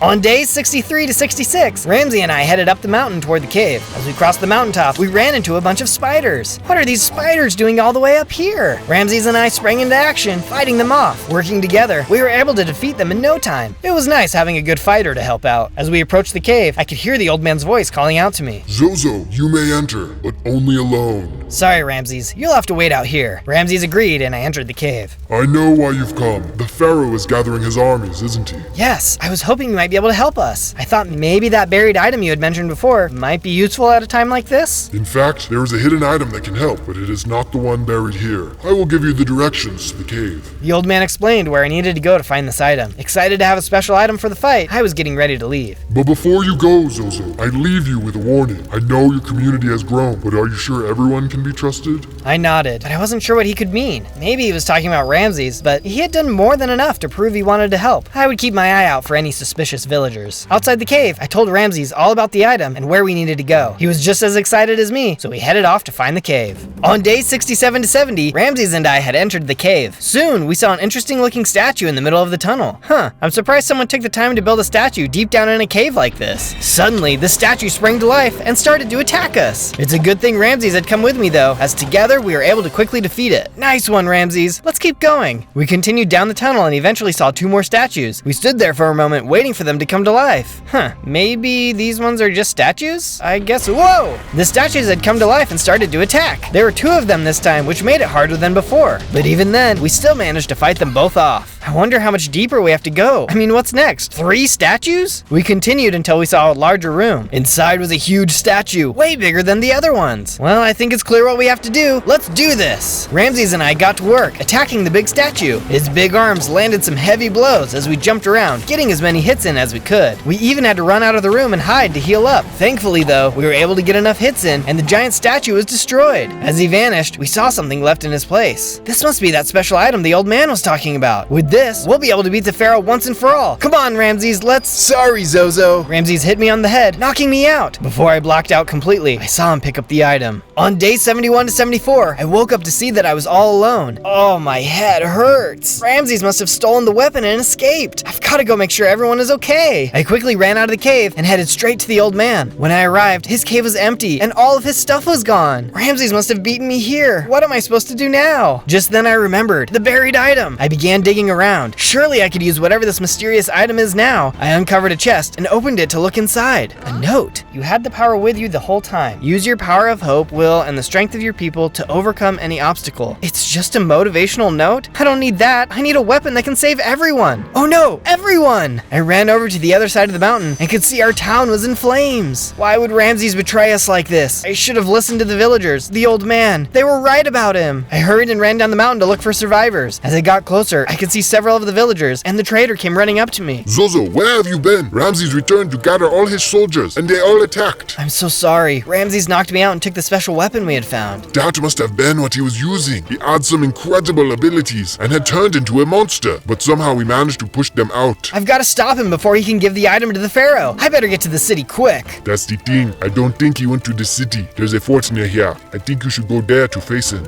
I thanked the trader for his help, then went into the desert. I sure hope I can get the item back. On days 75 to 78, I could see the fort in the distance. I couldn't waste any time trying to be sneaky this time. I was charging through the front. As I entered the fort, Ramses' soldiers tried to stop me. Good luck! You guys are all traitors! I ran through the base, using my main weapon to throw them high in the air. I felt like I was running through the base, flipping pancakes. You're gonna need a meal on this flight. One by one, I tossed the guards into the air and out of my way. At long last, I made it to the main tower and ran up the stairs. As I reached the top, Ramses was waiting for me. On days 79 to 84, I stood face to face with Ramses. He didn't look like a monster. I don't want to do this, but I can't let you go any further. Your story ends here. Ramses put on a battle helmet and attacked. Ramses, how could you betray me like this? I never wanted to betray you. In fact, I wanted to save you. You can't face my father. He'll destroy you and all the people you're fighting for. I thought if I could take the special item, you'd give up the fight. I can't stop fighting though, can I? Your father will never stop. And even if we can live in our village, there are still hundreds of people still being kept as his prisoners. Just give me the item and we can stop him together. It's too late. I've already sent it to my father. Just surrender now, and we can be done with this. I don't want to fight you, but I can't let these innocent people be captured. I'm sorry. Just then, I landed the final blow, defeating Ramses for good. In another life, maybe we could have been brothers. I hope one day we can meet again. I picked up the helmet he had dropped and put it on. It was a sad day, but it was time to save everyone. On days 85 to 89, I arrived back in the village and met up with the trader. I told him everything that had happened and that the pharaoh now had the special item. He encouraged me to keep fighting, but first, we needed to fix the village. We all got to work cleaning up the damage in the village. The soldiers had really hurt the buildings, but it wasn't anything we couldn't fix. It took a long time, but soon everything was back to normal. I then headed over to the statue and got to work finishing that up. Before I went to the city, everything needed to be properly put into place, just in case I didn't return. Soon, the statue was complete. Don't forget to subscribe so you can be the first to go on our adventures with us. On days 90 to 94, I decided to take a walk around the base. I wasn't sure what to do next. As I saw the villagers tending to their crops, I noticed the ditches they had dug to bring the water in. Suddenly, I had an idea. I hurried to tell all of the villagers my plan. With the villagers on board with my plan, I gathered up as much sand as I could. I was going to need a lot of it if this was going to work. I also went back to the pharaoh's tomb to fight more gas and collect gunpowder. As a final step, I met back up with Hugo to ask for his help. He was pretty excited about what I had in store for the pharaoh and was happy to help. All his friends agreed to help too. Alright, everything should be in place. The pharaoh better watch his back. I'm coming for him. On days 95 to 97, I made my way back to the city with Hugo and his pals. Everybody ready? Charge! I quickly put on my armor and we ran into the city. There were even more guards here than before, but they were no match for my gang of hippo pals and powerful items. The higher they go, the harder they fall. I flipped guards in the air as we made our way toward the palace. As we got closer, storm clouds began to roll in and lightning started striking the ground. It must be the pharaoh using the special item. We have to hurry. As we ran through the square, we told as many people as we could to flee to our desert base. The lightning strikes were getting really scary and hit some of the villagers. It even hit one of Hugo's pals. Luckily, he was able to shake it off and keep going. Soon, we were at the entrance to the palace grounds. On day 98, we entered the palace grounds and began fighting our way through. It felt like there was an endless stream of guards attacking us, but they couldn't handle the strength of me and my hippo team. Hugo, you know what to do. Wait here for me. I ran into the palace and managed to fight off the guards on the first floor. All that was left was to head upstairs and face the pharaoh. Hey, hang on a second. Nubia came running over to me. Nubia, what are you still doing here? Your father has become too dangerous. I know. After you stood up to him in the arena, it inspired me to do the same. I had always felt like what he was doing was wrong, but it wasn't until then that I felt like I had the courage to say something. After I told him what I thought, he kept me trapped here in the palace. It wasn't until you stormed the palace today that my guards finally left me alone. Wow, I'm sorry to hear things have been so bad for you, but hopefully we can bring an end to it soon. If I don't make it, the people of this desert will need a strong leader like you. Stay safe until this is over. Nubia nodded and ran off to hide. It was go time. I climbed the stairs and saw the pharaoh waiting for me. So, you think having a beard makes you a man? Please, you're just the same little boy I banished into the desert. Don't bring my beard into this. You must let my people go. You can ruin my water and fill the streets with as many frogs as you want, but I will never let them be free. Just then, the pharaoh stepped forward and activated the special item. There was a burst of fire, and he transformed into a giant Egyptian monster. How do you like this? I was surrounded by a ring of fire and was suddenly hit by a bunch of lightning. Oh, to be honest, I didn't really like it. I couldn't wait any longer, so I ran forward and attacked. The pharaoh hit me back, which nearly ended me in one hit. Looks like it's time for plan B. I turned and ran down the stairs and out of the palace. What's wrong? Too afraid to fight? Hugo was waiting for me, and I hurried and jumped on his back as the pharaoh and his men chased after us. They were close to catching up, but we managed to stay ahead as we ran out of the city. Once we were out, Hugo really put on the speed, and we got far ahead. There was a dried riverbed, which we quickly ran across. As we reached the other side, I turned to see the pharaoh and his army stop on the other side. Don't try to follow me or recapture the people. If you do, I'll have no choice but to destroy you. Destroy me? Destroy me? I don't think you're in any position to tell me what to do. The pharaoh and his army entered the riverbed, but I was ready to do my secret plan. I turned and hit a nearby button. The sound of explosions could be heard in the distance. The villagers had put TNT by the dam, which was holding back the water. No, it can't be! The water came rushing in, covering the pharaoh and his army. It looks like the plan worked. There's no way he's going to be able to escape all of that. Just then, I heard a splash behind me, and the pharaoh came rising out of the water. You may have destroyed my army, but I won't go down that easy. The river was my last plan. How was I going to defeat him now? On day 99, the pharaoh stood on the riverbank, looking down at me. Enough of these games. I won't have a little bearded man boy ruin everything I have worked so hard to build. My mind was racing. What could I do? Just then, I remembered the note I found in the old man's cave. You had the power with you the whole time. It couldn't be that simple, could it? Suddenly, a burst of lightning hit me, destroying all of my armor. What are you waiting for? I'm here to end this now. I looked at the staff I had carried with me. The staff had been with me the whole time. Now that I was a grown man with new power, I gave the cane a shake. There was a burst of light, and I grew into a massive, super buff version of myself. What? Where is this power coming from? I felt amazing. I knew that I was going to be able to fulfill my destiny. Just then, a ring of fire appeared, and the pharaoh hit me with lightning. It was on. The pharaoh and I swung our weapons, doing our best to get hits in. He was strong, but so was I.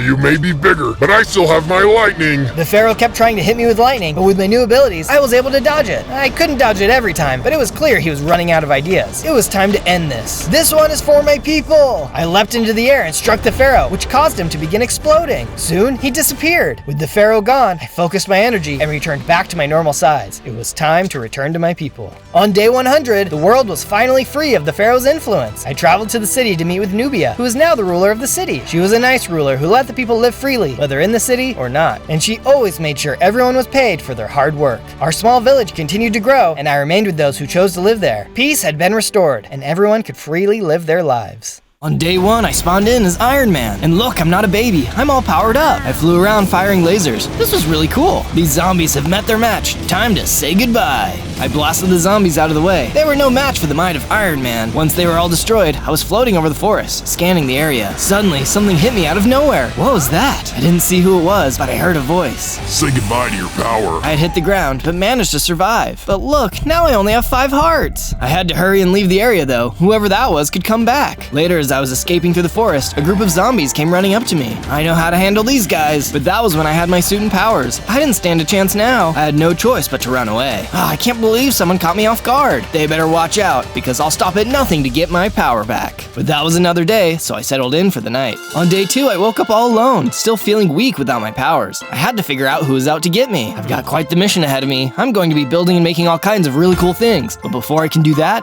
I need to start with the basics. I went outside and got right to work punching trees. With the wood I had collected, I then made a crafting table. Using the crafting table and my leftover wood, I made myself some wooden tools, including a sword. Time to find some lunch. I went outside and soon came across a rabbit. That's going to have to do for now. I chased it down and got its meat. I might be trapped in the wilderness with no powers, but that doesn't mean I have to eat raw meat. As I took a look around, I soon came across a village. In the middle of the village was a campfire. Let's get cooking. I laid down my rabbit meat and let it sizzle. Soon, I had some cooked meat. I took a bite and was feeling much better. Suddenly, I realized what kind of village it was. It was a pillager village. Uh-oh, time to run. Pillagers chased me, but I managed to get away without losing my life. Later that evening, I took the simple supplies I had collected to start making myself a house to stay in. If those pillagers found me, at least I would have some walls to protect me. Soon, the hut was complete, and I settled in for the night. On day 3, I awoke to a knock on the door. Who could that be? I opened the door and saw it was Captain America. Or well, I guess it was just Steve Rogers. He wasn't looking so good. Steve, what's wrong? You're not looking like your normal fit self. I was worried something had happened to you. I see now I was right. Your friend Ironmonger is to blame for this. I was minding my own business when he suddenly came out of nowhere. I don't know how he did it, but he managed to take away all of my powers. We might not be strong enough to help him right now, but we need to hurry and warn the others he's coming for him. That's a good point. Let's stick together while we figure this out. Steve agreed, and so we figured it would be good to start building a proper base. We did some scouting around and soon found a nice cliffside that would work perfect. I didn't have my powers, but I could still get shipments of stuff sent to me. After a bit, an express delivery with all the supplies we'd need showed up, and we got to work. Building a house on a cliff like this reminded me of my mansion in Malibu. It wasn't going to be quite like that, but I was hoping to eventually make something just as impressive. Soon, the beginning of our base was complete. Thanks for your help, Pete. We'll let you know if anything else comes up. On days 4 to 5, Steve came over to talk. He wanted to know if I knew where any other superheroes were. Sorry, buddy, I don't. I really wish I did, though. Well, you're a pretty smart guy, right? Is there something you could invent? I thought it was a good question, but nothing came to mind. I stared at my empty crafting table when suddenly I had an idea. Oh wait, maybe that could work. I headed out to the caves to gather the materials I would need. If I could just get everything I would need, this special item would be the perfect solution to our problem. By the time I had made it into the deepest part of the cave, I had already managed to make myself some iron gear. It was about to come in handy as I was suddenly attacked by a bunch of magma cubes. Alright, boxheads, you're just what I was looking for. I swung my sword and managed to take a few of them out. As they disappeared, they dropped some charged coal. Once the threat was taken care of, I also found some nearby palladium, which I happily mined up. Alright, that's everything I'm going to need. Let's make this special item. I soon arrived back at the house and got right to it, smelting down the palladium into ingots. I also needed a compass, which Steve gave to me.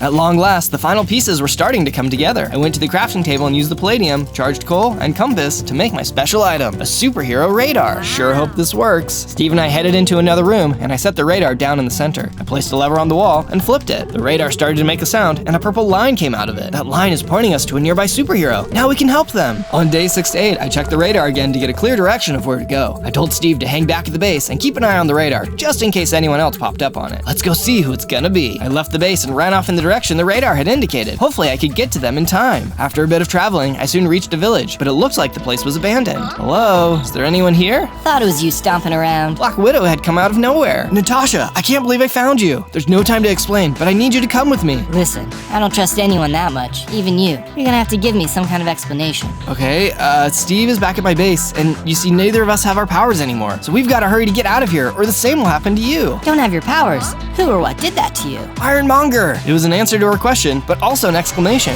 He had popped up out of nowhere. Black Widow had sprung into action, trying to fight him off. I was still too weak though, and had to run away. Hang in there, Natasha. They continued to fight, but it was no use. Ironmonger was too quick, and managed to hit her with a special gun. He had taken away all of her special abilities.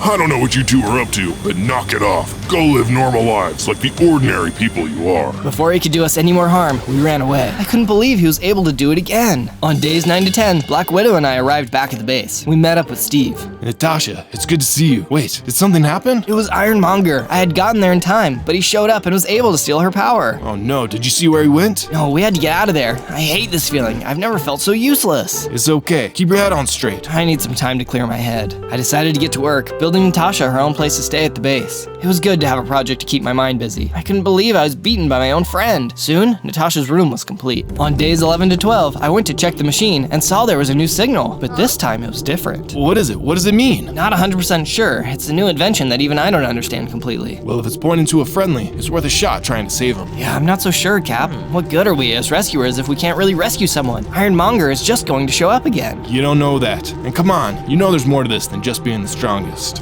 That's certainly something coming from you. I'll see what I can find. I left the base and headed in the direction the radar was pointing. As I looked around, I felt like I wasn't seeing anything. That's when I realized I was back at the place I had crashed on day 1. Suddenly, I noticed something nearby on the ground. I picked it up. Jarvis, is that you? What are you doing out here, buddy? Hello, sir. I'm delighted to see you have found me. So am I. How are you? I am here, but I am damaged. I am sorry for the loss you have suffered. So am I, buddy. But hey, do you think you can help? You've got all that information from my suit stored in your memory, don't you? I do, or rather I believe I do. My memory banks have been damaged, but it seems plausible they can be recovered. We will need to find the correct materials in order to recover it. Sure, we can do that. I built a suit once, I can surely do it again. What's on that materials list of yours? Jarvis gave me the list of what I needed, and I headed off, right away. On days 13 to 15, I arrived at some caves, and headed on in to gather up the materials Jarvis had mentioned. First, I gathered up a bunch of iron, which was one of the main things I would need. Then I found some titanium, which was also going to come in handy. Alright, that should be everything I need from here. I then left the cave and found myself in a herd of cows. I took some of the cows out in order to get some leather. That was all the ingredients I was going to need. Time to get back to the base. On days 16 to 19, I made it back to the base and went into my garage. It was crafting time. I put the iron in the furnace and started smelting iron ingots. Then it was titanium's turn, which started smelting into titanium ingots. While the ores were smelting, I then opened a nearby chest and grabbed some glass I had. Then at the crafting table, I added the glass to some iron and palladium to make myself a new arc reactor. At last, power! With my new palladium arc reactor, I could start to put together a new suit. I grabbed the ingots I needed out of the furnace, then used iron, titanium, leather, and the arc reactor to make myself a chest plate. Oh yeah, here we go. With the chest plate finished, I then used the rest of my materials and made the leggings, boots, and of course, the helmet. This isn't the best suit I've ever made. In fact, it's just as good as the first one I built in a cave in the desert, but it'll be better than having nothing. Hey, what have we got here? Steve and Natasha had walked into the garage. You built a new suit. It's gonna be so good for you. How did you pull it off? It was with the help of Jarvis. I found him at the crash site. His memory is damaged, but he remembered enough to help me build the suit. Think that's a good idea? Do you think it's not? No, it's great. It's just that you said Jarvis was damaged. I'd hate to see something go wrong. I assured him that Jarvis was working well enough to help me make the suits again without putting any of us in danger. That seemed like an excuse though. Steve was probably just jealous I was getting my powers back and he wasn't. Before I could say anything else though, Natasha mentioned that she and Steve had gotten more food and stored it in the kitchen. All that crafting had made me hungry. I went over there to cook up some steak. This is going to be much better than wild rabbit, that's for sure. When the steak was ready, I scarfed it down. Delicious! I then went and started to make some more upgrades to the base. I was a man of luxury, so I decided the house needed a swimming pool. I picked a good spot and got the thing installed. All this building has given me an idea for one more big project. I headed out and got to work building a statue. These were dark times, and there was always one thing that could be a light in the darkness. Let me know what you think I'm building. Soon, the first part was complete. On days 20 to 22, I heard a notification go off on the radar, telling me another superhero had been found. I went and told Steve and Natasha the good news. They both wanted to come with to find who it was, but I told them it might be good for just me to go, given that I was the only one who had regained any of my power. As I put my suit on, I saw my health increase to 8 hearts. I was also stronger and had a flamethrower attack. It was time to help our fellow superhero. As I got closer to the place the radar was pointing me to, I saw a large tower in the middle of the forest. I knew just who I would find inside. As I reached the top, I could see Dr. Strange was there. Steven, be on your guard. Ironmonger is running around stealing everyone's power. What? He immediately got ready to fight. It was just in time too, as Ironmonger came flying over, firing down on us. The good doctor. I think you've got just what I'm looking for. Dr. Strange was ready though, and he started to put up a good fight. Ironmonger was going to have a much harder fight this time. I may have spoke too soon though, as Ironmonger managed to land a hard hit, knocking out Dr. Strange. Ironmonger lifted his weapon and started draining Dr. Strange's power. I had to do something. Oh no you don't. Even though I wasn't super strong, I charged in and managed to stop Ironmonger from taking all the power. Problem was, he was now focused on me. Dr. Strange was back in the fight though, and together we put up a good fight. In the end, we managed to hurt Ironmonger enough that he backed down. down. This isn't the last you've seen of me. He flew off. Steven, are you okay? I still have some of my powers, but I'm definitely weaker than before. I need to go rest. Dr. Strange opened a portal and walked through it.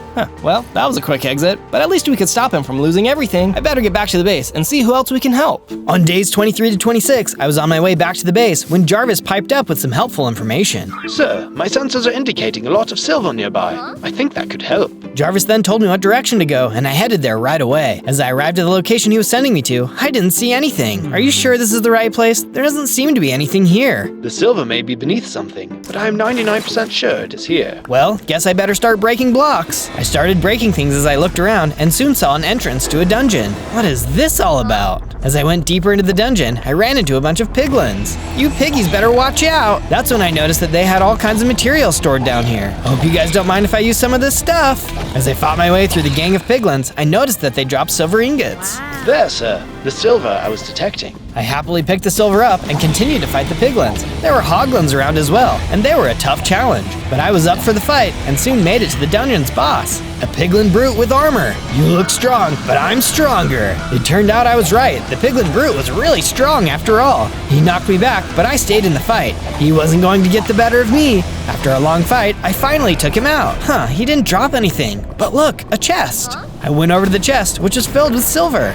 This should be more than enough. I hurried back out of the cave. On days 27 to 31, I arrived back at my base. I met back up with the team to tell them the good news. Guys, I was able to find Dr. Strange, and together we were able to fight off Ironmonger. Dr. Strange was weakened, but he was able to keep his powers. Everyone was really excited to hear the good news and couldn't believe Ironmonger had shown up again. Everyone, that is, except Steve. He kept his powers, huh? Well, good for him, I guess. I didn't know why Steve wasn't excited like everyone else. He really must be jealous someone else got to keep their powers. I left the room and went to work on a new set of armor. With all the new silver I'd collected, I was going to be able to build an even better suit. I took my time making each set, and soon I had a full set of Iron Man Mark II armor. Oh yeah, now this is what I'm talking about. With my new suit on, I noticed I had more health than before. I still couldn't fly yet, but I could jump a little higher and felt stronger too. I showed it off to the gang, and everyone was really impressed. If I kept finding more materials, I would be back to full strength in no time. I had to find more materials. On days 32 to 35, I decided to see what else Jarvis could find for me. I'm thinking of adding some more weapons to the suit. What do you think it can handle? Scans show it is not strong enough to handle your repulsor cannon, but there is something else that might work. We'll have to travel far away, but I believe it will be worth it. Show me the way. Jarvis explained the way to go, and eventually we made it to an entirely new biome. Alright, Jarvis, what direction? Down, sir. It looked like it was time to dig. I think I knew what he had in mind. I kept digging and digging and soon made it into a magma chamber. Let me guess, we need some lava. No, sir. We're searching for a very specific mob. It should be here. I started to explore. Could you tell me what I'm looking for? Just then, I almost ran into a monster. It was a mutant blaze. Yikes, thanks for the warning. Sorry, sir, but my sensors aren't quite as sharp down here. The mutant blaze's fire attacks were strong, but my new armor was doing its job. I was taking much less damage than I normally would have. I'm gonna put you out, Firehead. I kept on swinging, and at long last, defeated the blaze. As he disappeared, I saw he had dropped a blaze core. The blaze core, that is just what we need, sir. On days 36 to 39, I made it out of the hole and headed back towards the base. As I arrived back at the base, I went to the crafting area and got right to work on the new suit attachment. Using the blaze core, I was able to make myself a flamethrower. Oh yeah, I'm starting to heat up now. I called the others over and showed them my new toy. Whoa, that new flamethrower is so hot right now. Natasha was really excited about it, but Steve less so. No surprise there, he was just jealous. On days 40 to 43, I heard the power detector going off again. It must have found another superhero. Maybe with my new gear, I can even defeat Ironmonger this time. I let the others know that I would head out by myself again. Until they could get their powers, it just didn't make sense to put them in harm's way. I would handle everything. I set off in search of the superhero, and soon found myself in a thick forest. Hello, is there anyone around here? I kept shouting and looking around, but couldn't find anyone. All I saw were a bunch of bats flying around. Suddenly, they attacked me. What the? Get away from me! Using my new attacks, I managed to fight off the bats, but then I was attacked by some wolves. This forest is crazy! What's going on around here? The wolves snapped their teeth and swung their claws, but I was able to keep them away and knock them out. I still don't see anyone, but it's starting to get late. I better build a shelter for the night. I soon found a nice clearing and got right to work building a shelter. After a bit, my camp was set up. Time to get some sleep. I'll keep looking in the morning. On days 44 to 49, I woke up in the middle of the night to a rumbling sound. What was that? I ran outside and saw there was a huge castle that had appeared out of nowhere. Well, nothing else to do but take a look. I ran into the castle and was suddenly attacked by a whole bunch of spooky mobs. There were bats and all kinds of skeleton creatures. I had to fight for my life. Back off, you undead creatures. You'll never take me alive. I kept fighting my way through the castle until finally I saw something different than the mobs. It was Blade. Blade, what are you doing here? What are you doing here? I've tracked a vampire to this castle and I'm so close to finally beating him. I've come to warn you. Ironmonger is going around stealing power from superheroes. You've got to get out of here. Thanks for the warning, but I've come too far to quit. I don't see Ironmonger anywhere, so I think I have time to finish my mission. Well, let me help. Together we can get it done even faster. We soon noticed a coffin and walked up to it to take a look. We opened it, but it was a trap. Oh no, what is this? I can't move. Me either. Jarvis, clear this gas out of my suit. Jarvis got right to work, but he wasn't quick enough. Ironmonger had shown up. Huh, stay still. This won't hurt at all. Ironmonger used a special item and was able to take away Blade's powers. Jarvis had just cleared the gas from my suit though, and I was ready to fight. I thought I told you to keep out of this. Ironmonger didn't stick around to fight me, but instead released the vampire before flying away. Without his powers, Blade was in for a real fight. Come on, Blade, I'll help you. Blade and I got to work swinging at the vampire. Even without his powers, Blade was a good fighter, getting lots of hits in. He wasn't good enough though, and the vampire was able to really hurt him. You'll pay for that! I started attacking him even more than before and could tell I was starting to win. When he was at his weakest, Blade jumped forward and knocked him out with a stake for good. Thanks for your help. I couldn't have done this without you. Here, take this stake. You never know when it could come in handy. Thanks. I'll be sure to keep it close. I'm sorry about your powers. How about you come back to my base with me and we can figure this out? That sounds like just what I need right now. On days 50 to 53, Blade and I returned to the base. Then we met up with Natasha and told her what had happened. I'm sorry to hear it didn't work out this time. It sounds like he's getting smarter. I'm sorry too. But hey, where's Steve? Oh, he said he had some errands to run and left. He didn't tell me what those errands were. That's odd. Just then, Steve came back to the base. Sorry about that. I was just collecting some more materials to upgrade the base. I thought you could use some new materials for our new guest. That was a fair point. He was right, too. Blade needed a place to stay. Using some of the materials Steve had gathered, I was able to put together a room for Blade. Steve had also mentioned wanting a training room, so I got to work on that. Just because they had lost their powers didn't mean they couldn't stay in shape. Soon, everything was complete. On days 54 to 57, I couldn't shake the feeling that something wasn't right. I decided I needed to talk to Natasha in private. Hey, I wanted to ask, has Steve been acting strange to you? Now that you mention it, he has. I haven't seen him do anything strange specifically, but he doesn't seem like he's been his normal self. I usually try and let people just do their own thing. You see, the thing is, Ironmonger always seems to show up right around the same time I do. I'm not saying Steve is somehow tipping him off, but I want to be sure he's not involved. Say no more. The next time you guys go, I'll keep an eye on him. That would be strange, but we'll feel better if we can rule it out. Thanks, Nat. I appreciate it. I then reached out to Jarvis to help with the next stage of rigging up the superpower detector. If Steve was really tricking us, I needed to get the super detector to trick him. Jarvis said he knew what I needed to get, but there were some special items I needed to collect first. Let's get exploring. On days 58 to 62, Jarvis led me to a cave that was filled with spiders. I was pretty strong at this point, and these spiders were no match for me. I easily knocked them out of the way. Aha! There's the gold ore you wanted me to get. I quickly mined up all the gold I needed, then hurried back to the base. There, I crafted some special wiring out of gold and took it to the superpower detector. After I attached the new wiring, the detector started to go off. Everyone came running into the room. The detector found another super. Hang tight, guys. I'll go get them and help them out. Everyone agreed, and as I went to leave, I gave Natasha a nod to let her know the plan was on. She nodded back. I soon reached a mountaintop where the detector was pointing me to. Of course, no one was here, but I needed to put on a good show. Oh, hey, Thor. I can't believe you're here. Just then, Ironmonger popped out. Aha!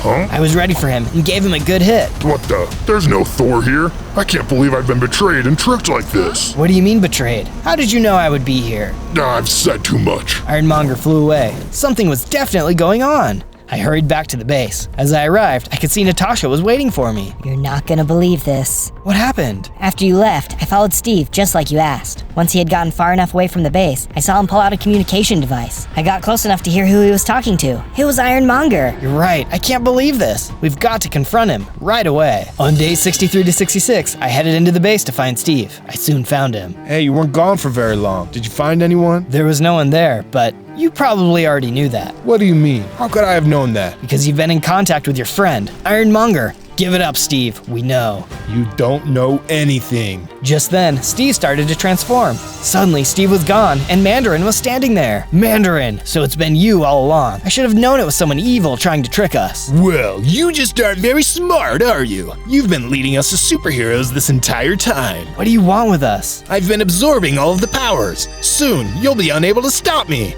I was hoping I could wait for you to build another supersuit so I could steal its powers too, but no matter. You'd never stop me. I leapt forward to attack him, but he was right. He was really strong. He knocked me out of the way and was able to escape. He wasn't fully powered up yet, but if he was this strong already, we were going to be in real trouble. On day 67 to 70, I went to talk to Natasha and Blade. I couldn't believe I had been tricked. I apologized to them for leading Mandarin right to them. Don't worry about it. You were trying your best. Now that we know who we're really up against, we have a better chance of stopping him. Thanks, Nat. I appreciate the support. And speaking of support, I appreciate all of you watching too. After this video, search for more Zozo. Z-O-Z-O. Sir, I'm sorry to interrupt, but I've managed to repair my memory banks and unlocked a new design for another part of the suit. Oh, that's great news. What do we need to build it? It looks like we'll be needing some diamonds, but I'm not detecting any on my scanner. You need diamonds? I haven't seen any underground, but while I was tracking the vampire, I stayed in a village full of them. I'll tell you where to go. Blade explained where the village was, and I set off to find it. I soon arrived and saw that Blade wasn't lying. There were diamonds everywhere here. The villagers had all kinds of diamond tools and armor. Hey there, nice armor. Do you guys have any extra diamonds you could spare? I might have some, but I can't just give you them for free. That's understandable. How much do they cost? You know, we've had quite a bit of a problem here, and if you can solve that problem, I'll give you everything we can spare. Sounds like it must be a pretty big problem then. Yeah, there's a monster that has started living in our diamond mine, and we haven't been able to go in there for weeks. Take care of that monster for us, and we'll give you our spare diamonds. Okay, I'll do it. Tell me where to go. On day 71 to 74, I arrived at the diamond mine, but the place looked abandoned. I guess the monster really cleared this place out. Better see what I can find. I went into the cave but didn't see any diamonds. I didn't see anything for that matter. The place was super dark. As I went deeper into the mine, I placed torches to help me see. The mine kept going deeper and deeper. I was starting to wonder if it would ever end. At long last, I reached what seemed to be the final room. There's nothing here. Maybe the monster left or something. Just then, I noticed that the torches I had placed along the wall were starting to go out. One by one, they broke, getting closer and closer to me. Suddenly, the vampire from before appeared. What? I thought we defeated you. The vampire smirked and then attacked. He was even stronger than before, and this time he had some tricks up his sleeve too. He burst into a ball of smoke, summoning a group of bats. What in the world? This is crazy! The vampire had disappeared. I had to defeat these bats. I ran around trying to cut down as many as I could. Suddenly, I felt a hit. The vampire had reappeared. Get out of here, Dracula! I still couldn't believe this guy was still around, but I guess it's true. Vampires can never really be defeated. That's when I remembered. The stake! The vampire was getting weak now, and it was time to finish him off. I grabbed my stake and hit him, finishing him off. He would be back eventually, but at least I could get my diamonds in the meantime. I hurried back into the village and met up with the villager. It's done! The monster is gone! Now let's see about those diamonds. Amazing! You saved us! Here, you can have everything we have to spare. The villager tossed out a single diamond. I gave him a look. I thought you said you were going to give me all the diamonds you have to spare. I did. We only have one diamond to spare. Jarvis piped up. That should be all we need, sir. Thanks. Well, here, you guys might need this. I tossed him the stake and headed off, back to the base. On day 75 to 78, I arrived back at the base. It was time to make what Jarvis had remembered. As I went to the crafting table, Jarvis told me what I needed to do to craft a new repulsor. It wasn't my full suit, but at least it was a stronger weapon than before. Just then, Natasha came into the room. You've got your repulsor up and running? That's great. Yeah, problem is, I don't know where to go to find Ironmonger or Mandarin. Yeah, I was thinking about that. When I heard Steve, or I guess Mandarin, talking to Ironmonger, I thought I could hear some machines in the background. Blade came into the room. Machines? There's a factory not too far from here. Maybe he's hiding out in there. It's worth a shot. I'm not sure where else to look. They all agreed, and I decided that before I would leave, I would go ahead and finish the statue. It took a lot of hard work to get it done, but I soon had it all finished in no time. So what do you guys think? Did you guess what it was correctly? On days 79 to 84, I soon arrived at the factory Blade had told me about. I'm not sure if this is right, but we'll find out. As I got closer, I was suddenly attacked by a group of zombies. If there were zombies around here, there was a good chance Ironmonger or Mandarin were around too. I managed to fight through the wave, but avoided using my repulsor. In case Ironmonger was watching, I didn't want him to know I had it. Soon, all of the zombies were defeated. On days 85 to 89, I entered into the base. That's when I saw Ironmonger standing amongst a bunch of zombies trapped in cases of liquid. What are you doing? I knew you would show up here eventually. I'm doing what needs to be done. You superheroes think you can just do whatever you want. Zombies can be controlled, so I'm taking your powers and giving them to them. Then I will control all the powers on Earth. Oh, I see. You don't want to stop superpowers. You just want to be in charge of them yourself. I won't let you get away with this. Huh. You've been trying to stop me this entire time and have never beat me. Today, I will finish you for good. We'll see about that. Ironmonger flew up in the air as a door opened, letting zombies into the room. There were a ton of them. Uh-oh, I better take care of these first. I ran around the room trying to take out as many zombies as I could. This was a tough fight with so many things going on at once. I had to defeat Ironmonger though. My friends were going to need all of their powers back. Where is Mandarin hiding? You'll never find him, because you'll never leave here. Ironmonger and I were now fighting each other directly, and it was getting intense. He hadn't expected all of my upgrades though, and I was really hurting him. How did you get so strong? I thought I took everything away from you. A suit isn't a brain, and that's what's going to defeat you. I fired my repulsor at him and took him out for good. As he disappeared, I saw he had dropped some unique parts, which I picked up. Sir, we can use these materials to remake your strongest suit. Yes, now we just need to find Mandarin and get everyone's powers back. Let's do this. On days 90 to 94, I made it back to the base. I ran right over to Natasha and Blade to tell them the good news. I was able to defeat Ironmonger. The bad news is that he was trying to inject zombies with your powers. That's horrible. It's a good thing you beat him, though. Speaking of, any way to get our powers back? Before I left, I saw he had some kind of machine that must be storing your powers. If you guys go there, you may be able to get them back. Right on. Thanks for all of your help. You've got it. Now I've got to get to work returning to my final form. I rushed over to the garage as the others set off for the factory. Using the materials Ironmonger had dropped, I got to work building my final Mark III version of my armor. After a lot of hard work, my armor was restored. Yes, it's going to feel so good to fly again. I ran up the stairs of the house and over to a balcony. Here we go. I jumped off and nothing happened. I landed in the water below. Jarvis, what's going on? Sorry, sir, but while your suit has been restored, the flying capabilities still need some repairs. Don't you think you could have told me that before I jumped off the cliff? My apologies, sir. It's okay, no harm done. Now where do we need to go? On days 95 to 97, Jarvis instructed me that we would be heading to the Nether, so I got to work building a Nether portal. I hadn't been able to get a diamond pickaxe, so I had to get creative. By using lava and some water, I managed to fashion a Nether portal together. It took a bit to get it all done, but soon I had my own Nether portal ready to go. Alright, Jarvis, show me the way. I stepped into the portal and soon found myself in the Nether. This place always gives me the creeps. Let's make this quick. There was some quartz nearby, so I quickly ran over to it and mined it up. Luckily, that was all I needed, so with my pockets full, I jumped back into the portal. Back in the garage, I got right to work, crafting the flight module. It didn't take too long, and soon, it was all complete. I walked back towards the cliff, jumped off, and it worked. Yahoo! I'm a flying man once again. I took some time flying around, feeling good that I was finally powered up. Just then, Jarvis delivered some interesting news. Sir, the superhero detector at the base is going off. The signals are off the charts. I hurried back to the base and went into the detector room. The machine was going crazy. The signal is way too strong for it to be Natasha and Blade getting their powers back. Mandarin must be up to something. It was time to take him down. On day 98, I headed off in the direction the detector was pointing. Not too much later, I saw a giant base rising out of the ground. This has to be Mandarin's base. Just then, I was attacked by a bunch of zombies. Oh no, he must be trying to do the same thing Ironmonger was. I've got to get to him, and quick. I was so strong that I knocked the zombies out of the way, no problem. But there was still a lot of them. I also couldn't help but notice some of them were stronger than others. I had to hurry and get to the top. Out of the way, zombros. I kept firing my repulsor cannon until at long last, all of the zombies were defeated. I ran over to the stairs and started heading up to the top. As I got close, I passed a sign in the distance. Oh, subscribe! You should do that right now. And once this adventure is over, go look up some more of my other ones. Just search Zozo, Z-O-Z-O, to find them. On day 99, I reached the top of the tower and saw Mandarin floating in the sky. Wait, how are you floating? Impressive, isn't it? You're too late. I've absorbed your friend's powers, and now you'll never be able to defeat me. No, I don't believe it. I'm going to knock their powers out of you. Bring it on, rich boy. Mandarin started firing energy blasts at me, causing some big explosions. I returned fire, launching attacks with my repulsor cannon. I had to be careful though. Getting caught in those explosions really hurt. The time of the superheroes is over, and the time of the supervillain has begun. I managed to get a hit in with my repulsor, which stopped his monologue. But suddenly, a bunch of yellow smoke appeared, and Mandarin was gone. Where did he go? Looking for me? Mandarin reappeared, launching more energy blasts. He could teleport now. This wasn't looking good. I had started to fly around, but this was tough. I was hanging in there, but I didn't know how long I could last. What's wrong? Am I too strong? Let me make this easier for you and finish this. There was another plume of yellow smoke, and Mandarin copied himself. I was getting attacked from all sides. Oh no, he's too strong. I was taking out some of his clones, but there was no way I could keep this up. I finally took out the clones, but took a heavy hit. One more hit, and it was all done for me. I removed my mask. I'm going to enjoy this. You have been a thorn in my side for too long. Suddenly, a portal opened, and all of my friends came running through, including Dr. Strange and Captain America. Thought I ought to pay you back. This guy stole my face. That's America's face, not his. We were able to get our powers back. All thanks to you. Now let's return the favor. Well, aren't we all just one big happy family? Well, you're too late. I'm not just as strong as all of you. I'm stronger. Mandarin cloned himself again, and we all started to fight.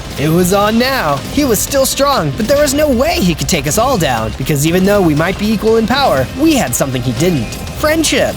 No, it can't be. How can I be losing? We had defeated all of his clones and surrounded him in the center of the platform. Well, thanks for playing. Tell Ironmonger we say hello. No! I blasted him with my repulsor, destroying him for good. My friends and I all gathered together. Steve, I was wondering what had happened to you. Thanks for showing up. Yeah, the doctor here came and found me. By the time we met up with the other two, they had just gotten their powers. We came here right away. Just in time, too. Suddenly, another portal opened, and Hulk came through. Wait a second, this isn't where I was trying to go. Where's Abomination? Uh-oh, that Hulk sounds like me. Looks like me from another video somehow wound up here. Can you help him get back? After this video is over, go watch my Hulk video. On day 100, we had all arrived back at the base. The world was safe once again, and everyone had their powers. But we would stay vigilant and keep an eye out. You never know when trouble could strike again. On day 1, I spawned inside of Gotham City as Batman. Well, Bat Baby. And to no surprise, it's under attack. Being this tiny is a little intimidating with all the fires and criminals running around. It's a giant disaster. Someone needs to clean this town up. Just then, the Joker appeared. Hear ye, hear ye! In a mere 100 days, I will be launching my new product. Yes, that's right. I will be flooding the world with Smilex gas. Hee. Everyone will be turned into clowns. Stay tuned for the big drop.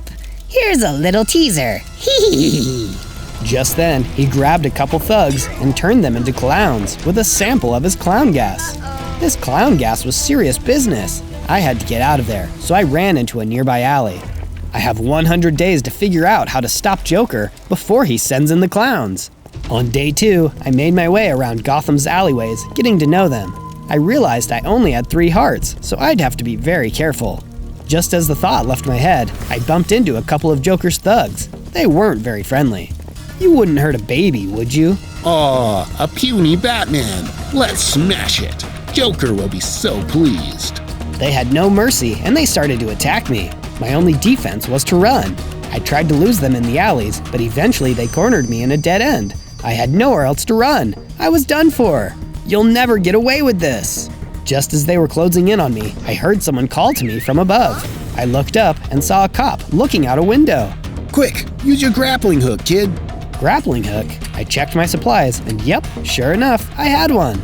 I shot it into the air, it locked onto the window, and I whizzed out of reach of the thugs. That was a close one. Thanks for the life-saving tip. I see you're a cop. Why is there so much crime in this city? Sorry, champ, but there's no time to explain. Come with me, I'll get you out of here. On day 3, the policeman took me through a secret passageway inside the apartment and through a tunnel that led to the Gotham City Police Station. So this is where law enforcement is holed up. Can I have a word with whoever is in charge? The policeman took me into an office. Commissioner Gordon, I have someone here who wants to speak with you. Yes? I quickly explained to the man about Joker's plan to turn the world into clowns in 100 days. Well, 97 days to be exact. The man named Gordon was very concerned, but looked defeated. That's good intel. I wish I had the resources to go after him. I really do. But most of my men are injured from fights, and we are low on supplies. Do you have anyone to look after you? Mom? Dad! Can anyone help me? No, not anymore. But I'm tough. I don't need anyone. Well, you won't last long alone.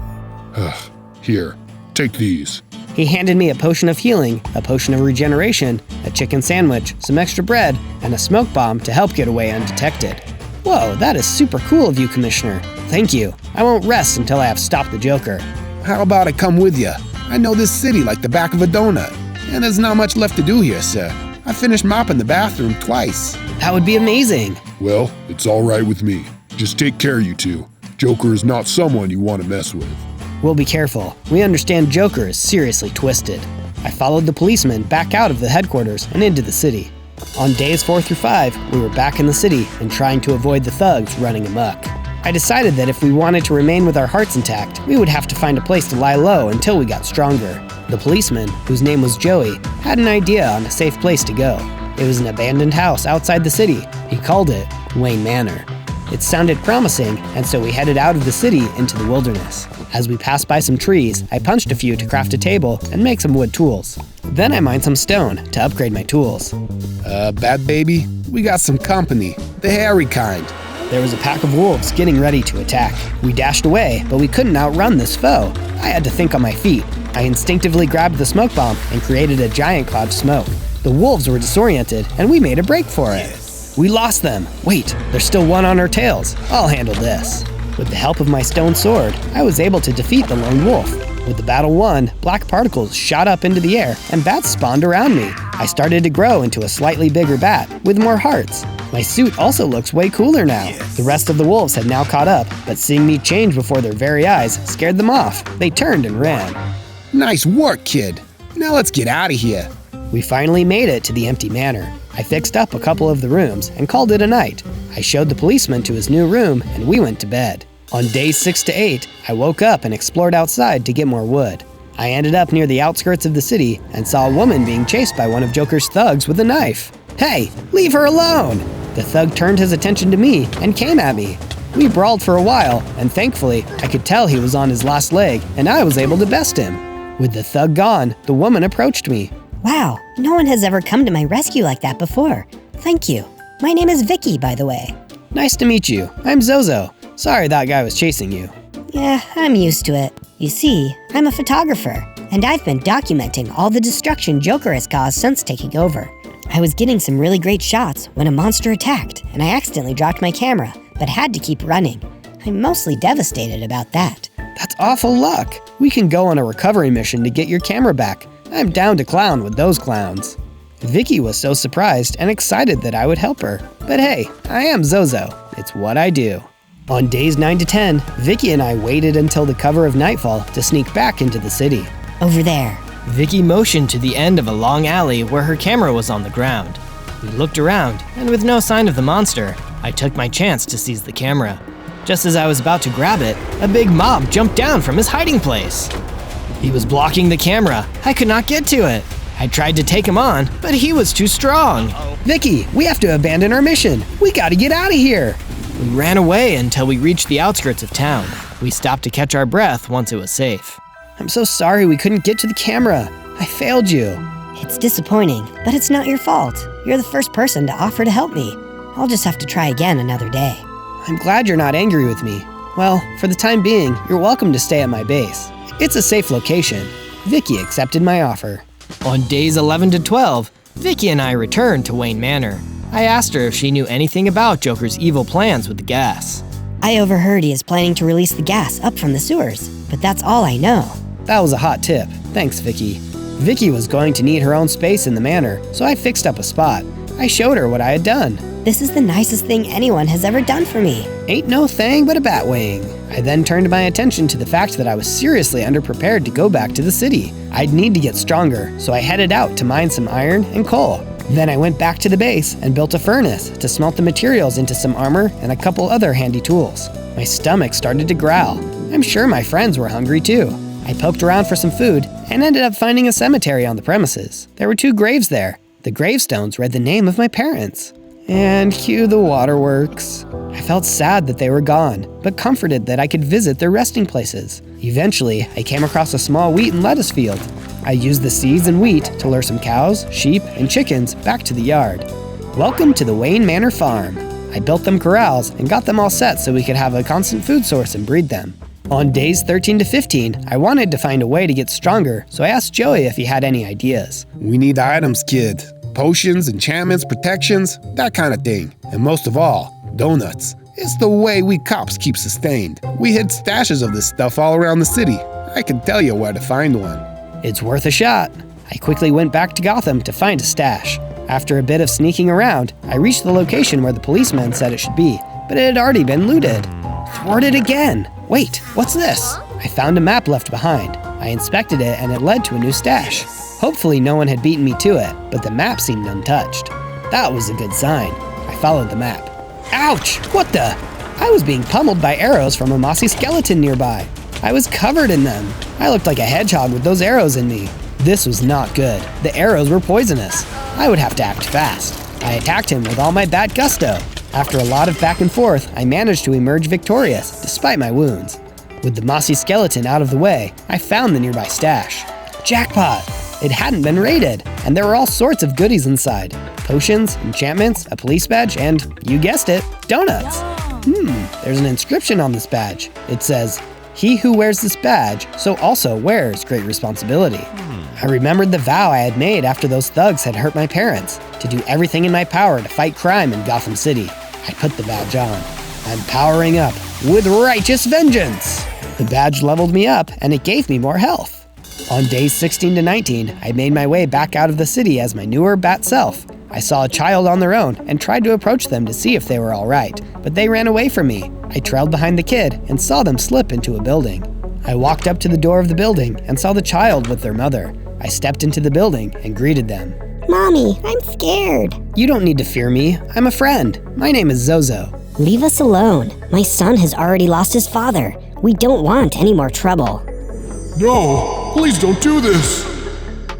I felt for this poor kid. I knew what it was like to lose a parent. I'm going to help protect this city and get rid of all these thugs. I promise. I will stop the Joker. As I said this, a couple of thugs appeared behind me. They started hitting me. But being this much bigger gave me a fighting chance. I beat them up until they went poof. Wowee, you really are strong. You're going to be a hero for our city, aren't you, mister? I don't know if I'm a hero, but I am vengeance. I am Knight. I am Batzo. I thought you said your name was Zozo. Yeah, I was trying out a cool name. Never mind. With that, I disappeared into the night and left the city. On days 20 to 22, I fought off some zombies and skeletons on my way back to Wayne Manor. I fought them off with ease. I'm so much stronger now. That was a piece of cake. As I got closer to the manor, I found a cave with some iron. I mined some for later use. Can't have too much of that handy. Finally, I arrived back at the manor and got straight to work, adding some more armor to my suit and a strong iron sword. With this upgrade, I felt much more confident. I think I can take on those earthy monsters that guarded the camera. Once night had fallen, I snuck back to the city and down the different alleyways to where the camera was miraculously still laying on the ground. And the monster was still there too. He lunged at me, and I drew my iron sword. I sliced away at him. It was really difficult to keep my health up. Each hit really dealt a blow. He was not holding back, but neither was I. My armor, although not quite finished, held its own too, and thanks to that, I started chipping away at his health. I was coming out on top. With a final blow, he crumbled before me, and to dust he shall return.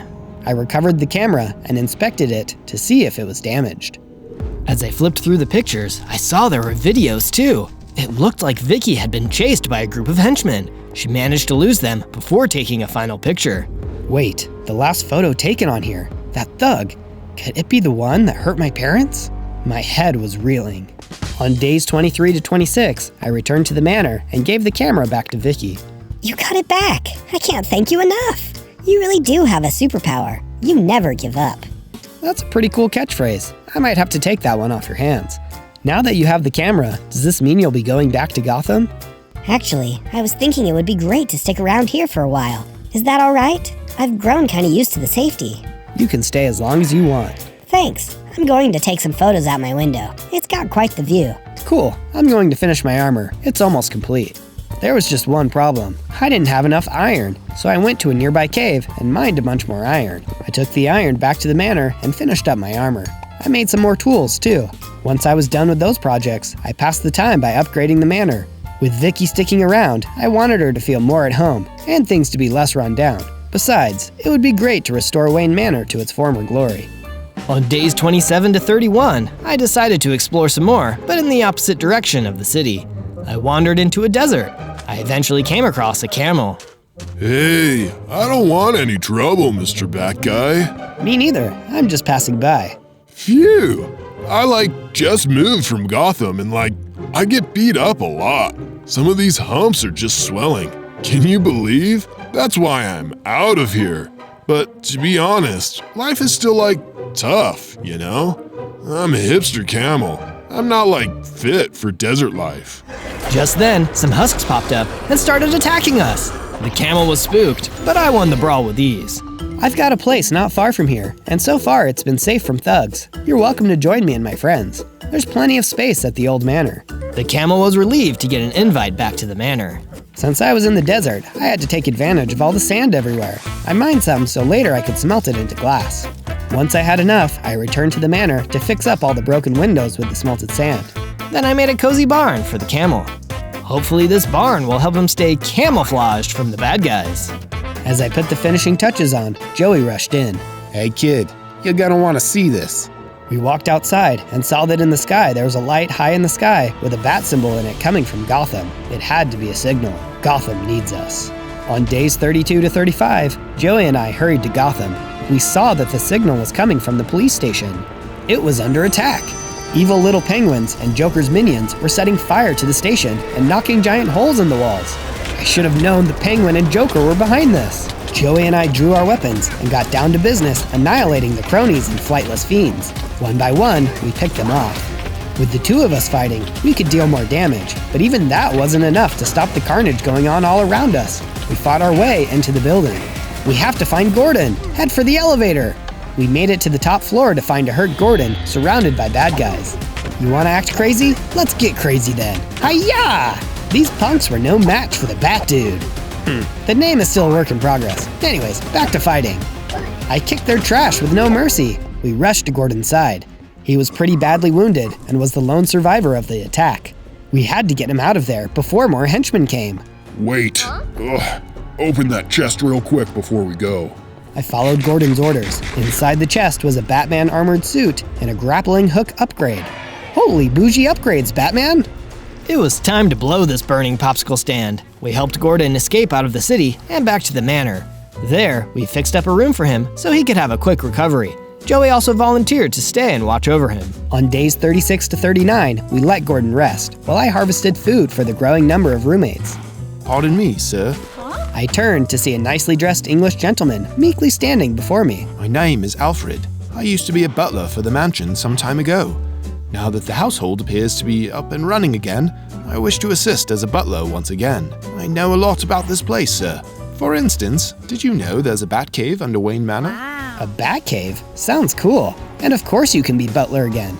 We definitely could use someone like you around here. You might also like to know that there's a giant bat creature who has taken over down there. I tried to shoo him away, but, well, no such luck. Alfred knew everything. I had him lead the way. Through this hidden elevator, sir. Straight down. There's only one stop. You can't miss it. Before going, I crafted a grappling hook. I entered the elevator, and it opened up to the Batcave. More like a massive tech lab with rock walls. This is awesome! There was a deafening screech. I was grappling with what to do next. Wait, my grappling hook! This is like roping cattle. Yeehaw! I was able to cast the hook and take hits at the bat, while also blocking his attacks. We brawled for a while, but I got the last hit. Batcave was safe at last. I heard slow clapping. Alfred was entering the cave. He showed me around the Batcave, including a weapon stash, and how to use the high-tech computer. We can use the computer to find the source of Joker's gas. I think we know where his gas is coming from. Am I right, Alfred? Potty humor is low-hanging fruit, sir. I will work on the findings for the gas, but it will take a while. Great, I'll grab some weapons out of the stash. I equipped myself with a gnarly hippogriff talon sword, an extra grappling hook, a C4 remote-controlled detonator, and some smoke bombs. There was also a nice Batman suit in the chest. It was slightly better than iron, but worse than diamond. This place had it all. On days 40 to 43, we headed back upstairs to the main floors. I spiffed up the manor and then fixed up a room for Alfred. He was very pleased and promptly took a nap on his sofa. While Alfred snored, I moved on to the dining room to do some renovations in there as well. Home is where the Batcave is. To my surprise, the little kid from Gotham and his mother were walking up to the manor. I was hoping I'd find you here, though. Gotham has gotten even worse. We can't stay there anymore. Stay here then. We will look after you two. Can some other children seek refuge here too? Bring them all. I immediately got to work upgrading the manor to accommodate all the new arrivals. While I was working, the camel came up to me. So, I was like totes eavesdropping and heard you guys talking about Joker and some crazy evil gas ploy. I totally saw a sus factory out in the desert that was serving up massive Joker vibes. Like, no joke. I thanked him for his awesome hot lead. I knew where I needed to go. to the desert to locate that sus factory. On days 44 to 49, I was traveling alone in the desert when I heard a vehicle approaching. It was a mean-looking, dark purple roadster, and it was heading right for me. This could only be one person. My, what do we have here? It's our little Batsy friend who is ruining all of our fun. Joker. That's my name. Please wear it out. And don't be such a party pooper. Clowns just want to have fun, you know. I see where you're headed, but I'm afraid you're too late. I already have all the gas I need. The only gas you'll be releasing is from the prison burritos when I'm done with you. Oh, is that so? Tell me, have you ever danced with the devil in the pale moonlight? 'Cause I have. Joker started talking to someone I couldn't see. Chester, where's your manners? Aren't you going to offer our bat friend here a snack? I was thinking a knuckle sandwich. Out jumped a creepy clown golem, and Joker sped away, laughing maniacally. Chester was big and scary, but he was just one dumb thug. How hard could it be? Well, I was about to learn. Bring it on! On days 50 to 53, I was going toe-to-toe with this giant armed golem. His thick, long arms really packed a punch, and he had a lot of range. I need to get close so I can hit him where it hurts. This was my hardest fight yet, but I had some tricks up my sleeve. Hey Chester, I'm hooked on you. I whipped out my grappling hook, pulled him in range of my fancy sword, and slashed him up. And how do you like this? I threw a smoke bomb down to make the golem dizzy and confused. Then I darted around him, dealing him blow after blow. Eventually, the golem started to crack. Now was time. I acted quickly. He didn't even see it coming. 3, 2, 1, kablooey! The C4 exploded as the golem walked over it. He went soaring into the air. You play with the bat, you get the wings.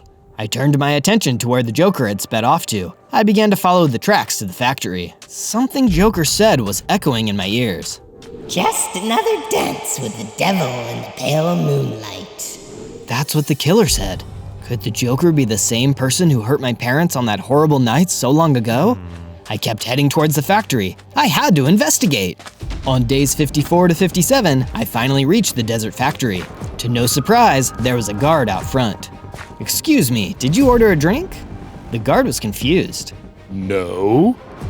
That's funny, because you look like you could use some punch. I knocked the guard down. He was out cold. One down, probably a million to go. I marched inside. Inside the factory were large machines producing Joker's clown gas, as well as, you guessed it, a bunch of cronies. Clowns, attack the bat! They sent the creepy clown creature after me. Clearly they had been transformed by the gas. Hey, no funny business now. The clowns were crazy, but I handled them. You know, for a bunch of clowns, you're really not that funny. When the henchmen saw I was defeating the clowns, they came at me themselves. Take it easy. I just want to shut down your entire operation. Chill out. This is the most hostile circus I've ever been to. I loved messing with them while I beat them silly. Eventually, there was only one henchman left. I'm the ringmaster of this circus, and you just bought a ticket to die. Ah, Mr. Tough Guy, huh? Let's see how tough you are against my little toys. I hit him with my extra damaged sword. Ooh, that's gonna leave a mark. I noticed the henchman dropped a crowbar and a gas mask. I hope this can protect me from the clown gas in the future. Now I need to search for a way to shut the factory down. After looking everywhere, I found a big lever with a sign. Do not press. Why do we even have this lever? Signed, the Joker. Yeah, I'm gonna press it. I pulled it and I heard all the machines shut down. Victory! On days 58 to 62, I made it back to the manor and thanked the camel for his information that led me to the factory. I saw that the orphans from Gotham had arrived. Welcome to Wayne Manor. Hope you feel at home here, kids. If you happen to find any weapons, don't play with them. With more kids around, there were more mouths to feed. I needed to expand the farm. I'll be back. Gotta run some errands. Did I just become a father to a bunch of kids? Too late to go back on it now. If I can best an iron golem, I can keep a horde of children fed. I found some seeds for planting, then tracked down some animals. Here, piggy, you're coming home with Papa. I lured the pigs back to the corrals so we could have some more meat. I planted the seeds so they could start growing. With that out of the way, I decided I wanted to find some diamond so I could really have the edge when fighting Joker and his gang. If that wasn't enough, once I got back to the manor for mining diamonds, I could tell the kids were a little restless. After the horrors the kids of Gotham had seen, they could use a safe and fun place to play. I decided to build them a playroom. Yeah, this is pretty good. I think they'll like it. Better than the dirty Gotham streets anyway. That was enough building for the day. I was pooped, so I went to sleep. On days 63 to 66, I was sleeping in bed when Alfred came and woke me up. You scared the living bats out of me, Alfred. What do you want? He came to inform me he had located one of Joker's caches of gas in the Gotham sewers. Good work, Alfred. But next time, try knocking. I could have been sleeping in just my utility belt. It looked like it's time for another trip into the city. Alfred walked me through where to find the gas. I prepared my armor and weapons and waited for nightfall. Then I headed to Gotham. I found an entrance to the sewers and jumped in. I snuck through the sewer, trying to remember the instructions Alfred gave me, but I started to get confused about where I was once I was down there. Eventually, I came across a sewer rat. Rats! Guess I gotta take out this aggressive rodent. I drew my sword. Whoa, whoa, whoa! I'm not gonna attack you. I'm not like that anymore. I'm all about peace and love now. That's great news. I'm looking for a certain place in the sewers, but I'm getting a bit lost. Let me guess. You're hunting for Joker's container he's stuck down here, aren't you? If so, I know where it is. You do? Where is it? I'll tell you, but I'm gonna need a favor first. You seem like you could help me with my monster problem. It's been terrorizing the rat community down here. What do you say? You down for vanquishing a foe? I agreed to the challenge and followed him deeper in. On days 67 to 70, the rat and I reached an area with a large pool of sewer water. I don't see a monster. Just wait. After some time, I saw something rising to the surface, and out emerged a giant crocodile. The rat scurried away with a squeak. I would too if I was his size, but I was big and strong enough to take him on. Hey Croc, let's rock. It crawled right at me, ready to make me his midnight snack. I drew my sword and swatted away. It was strong enough to cut through his scales. I jumped and dodged its great big snout full of teeth until splash, I fell in the water. The croc is faster in water. Better hurry and get out. Grappling hook, go! I whizzed out of the water and was able to deal a blow from above. I let him have it. He was super strong and got a few good hits at me, but he was no match for Zobat. I got the last hit and he was finished. See you later, alligator. That was actually a crocodile. But at any rate, I knew you were skilled enough to handle him. Thanks. My rat community can go back to living happy lives. Now, let me make good on my end of the bargain. The rat led me to where Joker's clown gas was. He couldn't get too close as it was already emitting clownish gases. Luckily, I still had the mask from the factory. I put it on and knocked the tank to bits. The gas was destroyed. Getting rid of that gas has me feeling relieved. On days 71 to 74, I trudged my way out of the smelly sewers, but it wasn't the stinkiest situation I'd been in. To see more on that, check out my other adventures by searching Zozo. I climbed out of the sewer and saw Joker sitting inside a cauldron. He jumped out when he saw me. Well, well, well. Looks like you've been busy. Find what you're looking for, Betsy? Just visiting my rat friends in the sewers. You're making house calls to sewer rats when I'll soon be releasing my clown gas all over the world? You're the worst Batman I've ever tormented. It's probably why you were orphaned. You aren't very good at being a hero. My blood boiled. How would you know anything about that? Is this because you're the evil thug that took my parents' lives? I drew my weapon and lunged at him. Joker dodged and grabbed a golf club. He swung it at me and hit me hard in the head. Ouch! He was so much stronger than I expected. Uh-oh. Joker pulled out a bomb and threw it at me. Kaboom! Then he somehow shot poisonous gas out of his hand. I quickly put on my gas mask. Nice try, Joker, but I'm immune to your poisonous gas. Are you immune to plasma guns? We both knew the answer to that. I threw a smoke bomb and took the opportunity to escape. Where did you go, Betty?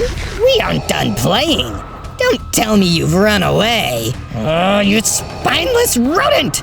Come back and take your beating! I wasn't finished blowing you up!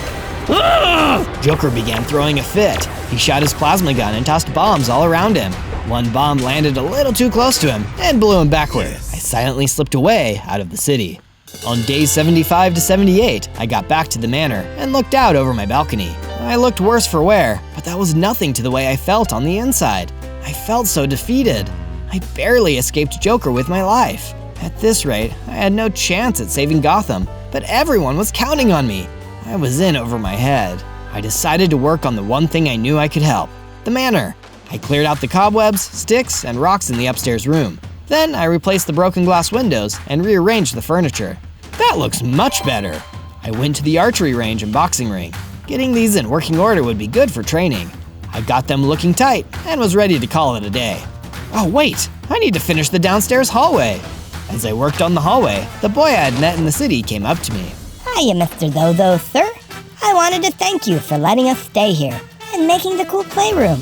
I've never felt this happy and safe in my whole life. Here, this is for you. He handed me a dirty-looking friendship bracelet. As soon as I took it, I began to level up. This little kid's love was so pure and powerful that it literally gave me strength. This is exactly what I needed. Thanks, buddy. You're my hero.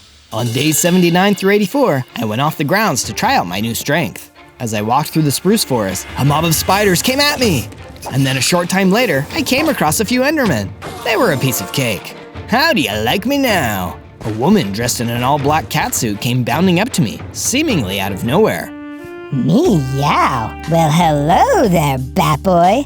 What's a big guy like you doing in these parts? What? What's the matter? Cat's got your tongue?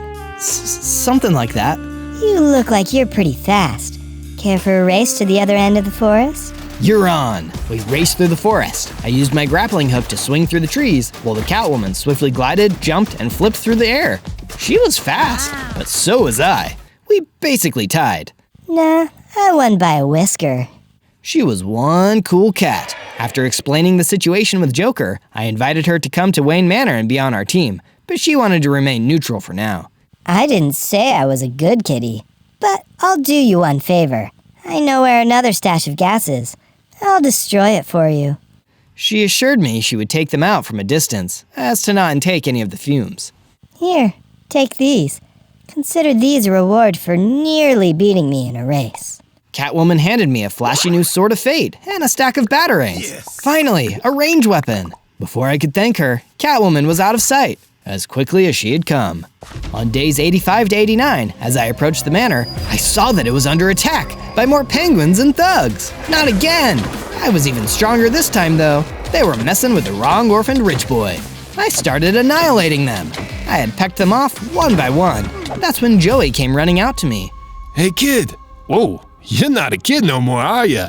Anyways, some of the penguins have run off with Vicky. They went that way. I took off on foot to track them down. I eventually followed them to a snowy biome, and I could see their tracks were fresh. It wasn't much longer before I saw a group of penguins marching along with a distressed Vicky in tow. Without alerting them, I swung in silently and started to kick the penguins' tails feathers. Ice to finally catch up to you guys. They squawked and tried to fight back, but they were no match for my newly upgraded strength. Brack! There was one penguin left, and he was much bigger and tougher looking than the rest. Time to take out the mob boss. Ooh, this bird is not going down without a fight. I'm a penguin, 'cause I bring the pain. You're a pain in my rear, that's for sure. We began duking it out, flipper to sword. After we smacked each other around for a while, I finally got the last hit. Now you're a Gondwyn. I went over to Vicky. You okay, Vicky? I am now. Thank you. You're really getting good at this. Those smelly penguins were taking me to their lair as a trap, so you would come get me. They didn't expect you to catch up, waddling at their super slow speed. What a bunch of bird brains. You head back to the manor. I'll go take care of the penguin, once and for all. On days 90 to 94, the penguin and his minions were waiting around the base. For tuna's sake, where are they? They should have shown up with the bait by now. I worked hard on getting a Yeti here. I shouldn't have to keep waiting to have the Yeti tear the bat dude limb from limb. Gunter, tell me a joke while I wait. I had stealthily perched on a high point above and decided to respond. What's black, white, and red all over? A newspaper. No, it's you, after being thrown to that Yeti you have in that cage. Gunter, that was uncalled for and highly unprofessional. Bat dude. I had gotten the jump on Penguin, and boy was he surprised. I soared down from the ledge and began to fight. It was me against an entire den of penguins. Maybe I was crazy, or maybe I was Batman. Penguins, attack! They charged at me, and I began taking blows and dealing hits. The fight was bonkers, so many feathers flying around, but I was knocking the penguins out pretty good. It was then that I saw some ice fly past me. Penguin had an ice gun. He hit me a couple times with it, and I was trapped in ice. With me unable to move, the penguins were able to hit me all they wanted. I'm gonna need a good icebreaker for this crowd. On days 95 to 97, I continued tearing it up in Penguin's lair. I had gotten frozen a couple times, but I had my batarangs now. I dealt trouble right back at Penguin. Eventually, I had defeated all the minions, now to deal with Penguin. I neared the Yeti cage and saw a switch next to it. I quickly pressed it. The Yeti came right for Penguin. His own plan backfired on him. Penguin was toast. The Yeti smashed his cold-blooded captor to bits. Vengeance is best served cold. I searched Penguin's base for anything of use. Would you look at that? A grappling hook rocket attachment. Okay, this was going to be fun. Woohoo! I searched some more, and although I didn't find any more cool weapons, I did find something of great importance. The map to the final cache of gas in the city! On day 98, I mined some diamonds on my way back to the manor. Once I arrived, Joey was excited to see I had made it back safe, and was impressed that I had defeated the penguin. He also wanted to tell me what he had been up to. I have a little surprise for you. I've been collecting materials so you can make an enchanting area, and now I have everything you need for it. You can thank me later. I took the materials down to my Batcave and set up my enchantment area. I crafted the rest of my diamond into an armor and a pickaxe, and then enchanted my weapons and armor with some basic protection. I then found Alfred to tell him about the map. Alfred, I've discovered the final location for the cache of gas with the help of this map. That is a relief to hear, sir, as I have not been able to do it with the computer. I did, however, find some wings down in the Batcave. Here, try them on. I took them outside, and with my new rocket attachment and wings, I could fly short distances. My bat skills were looking sharp. I bet the orphans would get a kick out of this. I better go show them. I found the orphans. They were playing and running around. They seemed at home here at Wayne Manor. I was happy to see that. I saw Commissioner Gordon and Joey nearby. How are your wounds healing up, Mr. Gordon? I am healing up pretty good. I'll be back in the field in no time. Looking out from over the balcony, I felt a very strong sense of pride in what we had done here. But now, it was time to go face the Joker. On day 99, I flew off my balcony and reached Gotham. With the map as my aid, I was able to locate the final stash of gas. I swiftly destroyed it. So long as Catwoman held up her end of the bargain, all of the gas should have been destroyed now. We'll see if Joker finds that funny. I flew into the air and soared around the city, looking for signs of Joker. At last, I found a crazy-looking mansion ahead, and instinctively knew that it had to be Joker's lair. I landed in front of the mansion and started fighting the couple of thugs out front. Then I was quickly overwhelmed by thugs running at me from every direction. Okay, maybe I was in over my head. Oi! Get your dirty little clown hands off our friend! I looked and saw Joey walking towards me with a big group of his police buddies. I'd never been so relieved. His squad started taking on the thugs, which allowed me and Joey to go inside and confront the Joker. I'm glad I have you by my side, Joey. Now let's make Joker pay for what he's done to the city. Gladly. On day 100, we entered Joker's basement, which revealed a funky circular room. Joker was waiting for us. It's about time. I was growing bored waiting for you. You going to do the whole thing where you try and stop me? And then I tie you up and make you watch the world descend into madness? I suddenly remembered the face of my parents' killer. You were the one who killed my parents. Oh, trust me. I wish I could take credit for that. I'd have to be an old man by now to be the one who killed them. Are you saying I look old or something? Rude much? Evil existed in this city before I got here. Maybe you didn't notice because you were too busy being a spoiled rich boy in your fancy mansion. And evil will continue to be here long after I'm gone. Hee hee. Goodwill also exists. Before, now, and forever. I will do everything I can to fight the evil I find in the city while I'm still here. You can bet on that. Oh, I hope so. It makes it so much more fun. Like a game of cat and mouse. You're the mouse, by the way. And you took too long to figure out how to stop me, little mouse. 100 days is up. It's like Christmas Day.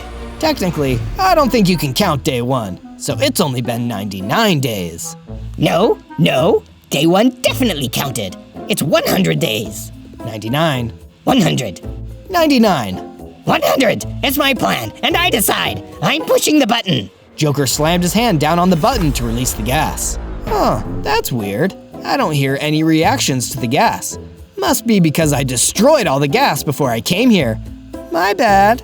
He pushed another button, and this time, some poisonous gas came rising from the vents. I was trapped in the gas. But again, I just quickly threw on my mask.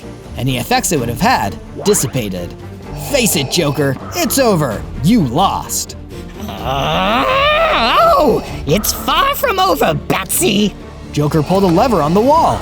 This caused the pipe doors to open, and a mixture of Smilex liquid and gas came pouring out. Joker stepped into the ooze and gas. He really was mad. Joker started to transform before our very eyes. He was morphing into a giant, super Joker monster. You know, I think it's time to play Whack-A-Bat. Joker swung his golf club, bludgeoning me. I used my enchanted batarangs, grappling hook, sword, and C4 explosions to fight the Joker. Joker used his plasma gun, golf club, gas attack, and occasionally some bombs. It was a battle royale. Well, more like a battle carnival. I looked up and noticed a giant chandelier was above us, barely holding on. At the right moment, I threw a batarang at it. It dropped and crushed Joker. He gave a weak laugh and then drew his last breath. Joker was dead. His reign of terror was over. Joker was gone, but as he said, evil still remained. So here I wait in the night to help the innocent and reap vengeance upon thugs of the city. A bat symbol shined across the sky. That's my cue. Gotham needs me.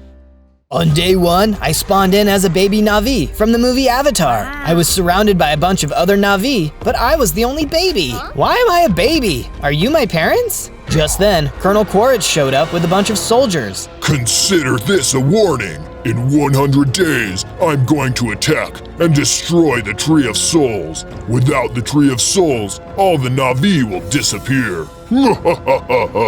Everyone around me was angry, and they attacked. It was no use though. We were no match against the Colonel and his men. Quick, Zozo, take this. My parents threw me a ceremonial bow and some arrows, and told me to hurry and hide deeper in the cave. No, wait! My parents joined the fight, but they too were quickly defeated. I had no choice but to run away and hide in the cave. I have 100 days to stop the army from destroying the tree, but how can a baby like me stop an entire army?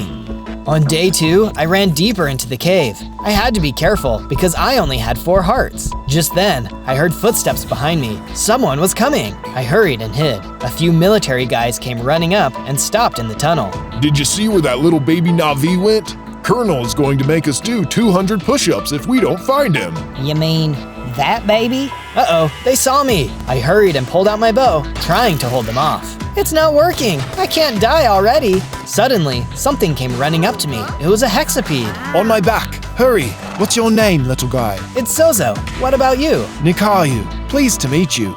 On day 3, Nikaru and I had reached an area deep in the woods. The space was filled with all kinds of creatures. Wow, I was wondering where you guys went to hide from the soldiers. Nikaru then brought me to the wise old leader of the hexapedes. And what brings such a small Na'vi to a place such as this? I told him about the soldiers and how they had ambushed my colony. I also told him that I had less than 100 days to save the Tree of Souls. If they destroy the Tree of Souls, all life on our planet will disappear. We must protect the tree at all costs. You aren't planning on taking the whole army down alone, are you? They took out my whole tribe, so it's just me.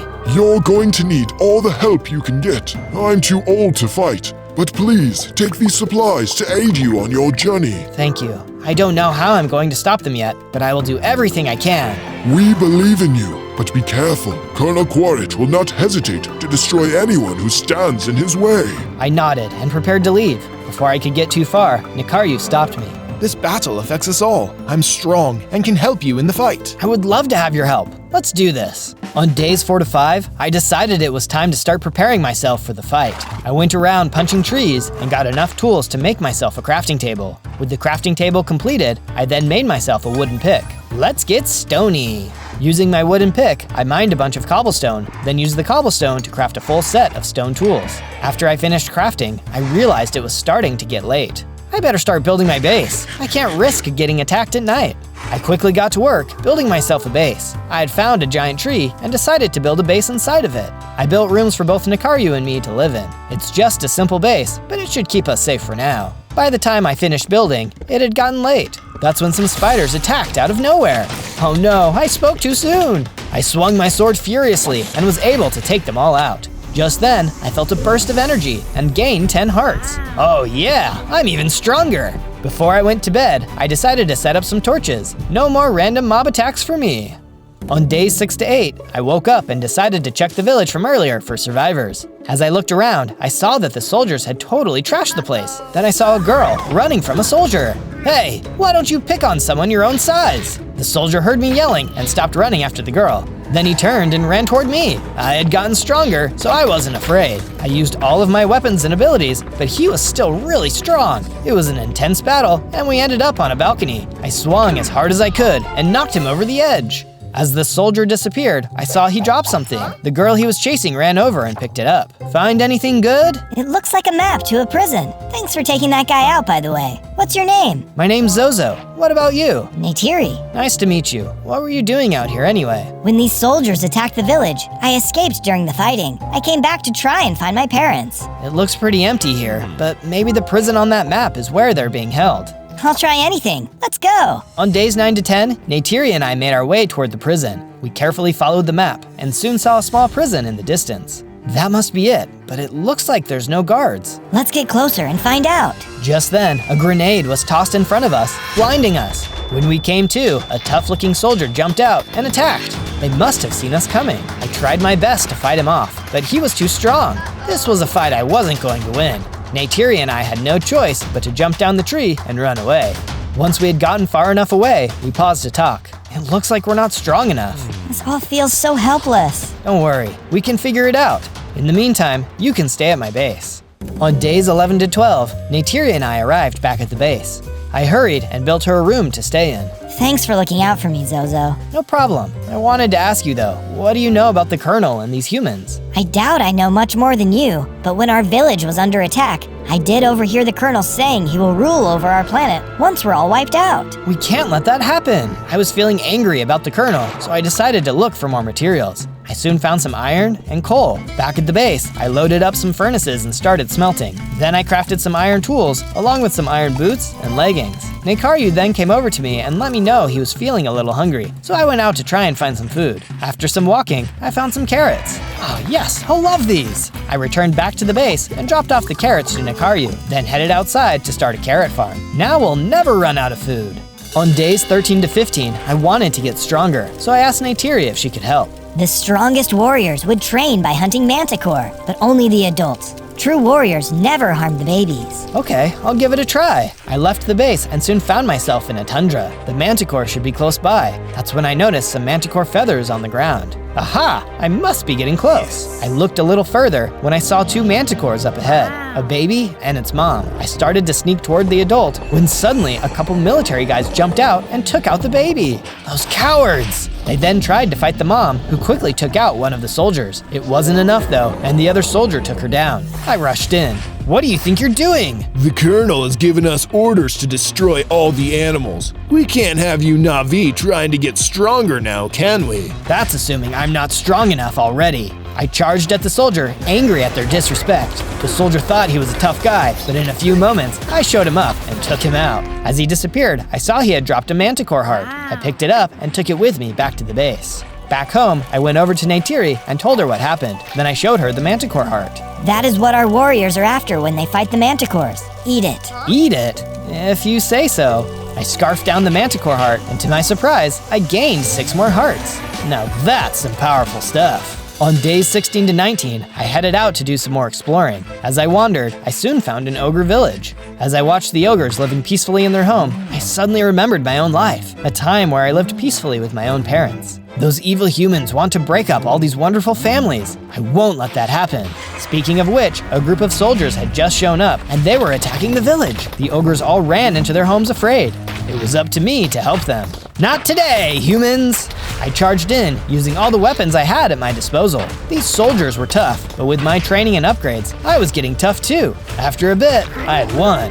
A dad and his baby ogre came out of their house. He thanked me for defending the village, then offered me a jar to say thank you. Is this a jar of farts? I'll find a good way to put this to good use. Thanks. On days 20 to 22, I started heading back to my base. I was thinking about the jar of farts when I was attacked by a crimson mosquito.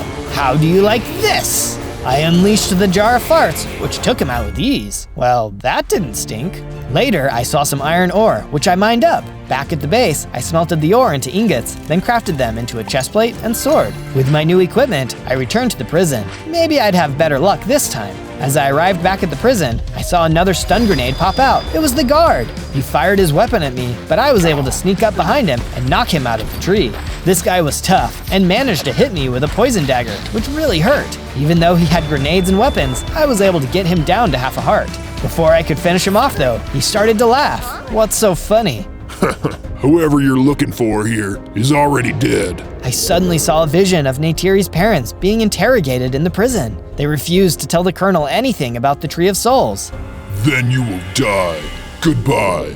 Back in the present, the soldier tried to attack me again. He was weak though, and I finished him off. Inside the prison, I saw it was empty, apart from a necklace memento.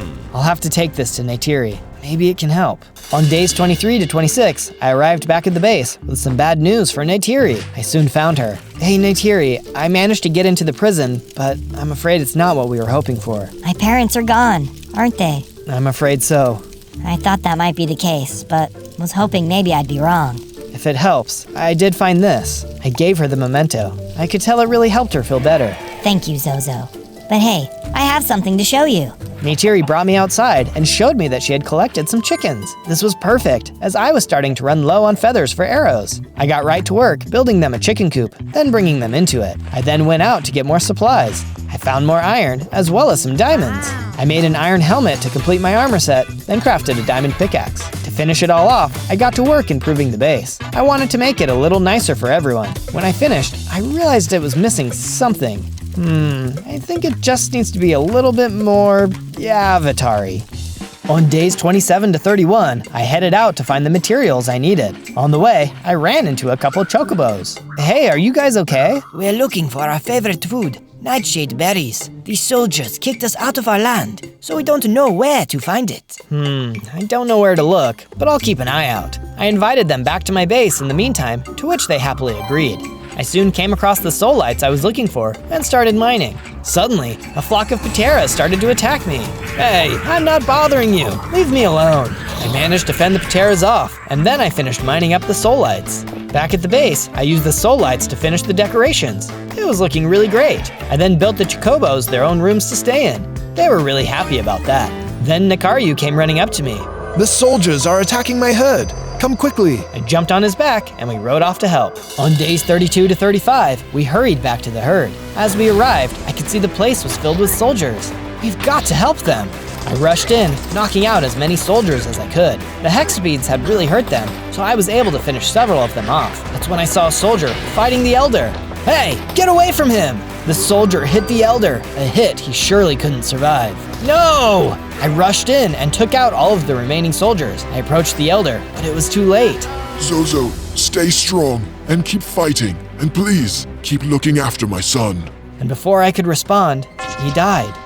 Nekaru, I'm sorry. I didn't know he was your dad. All I could think about was the moment my parents died.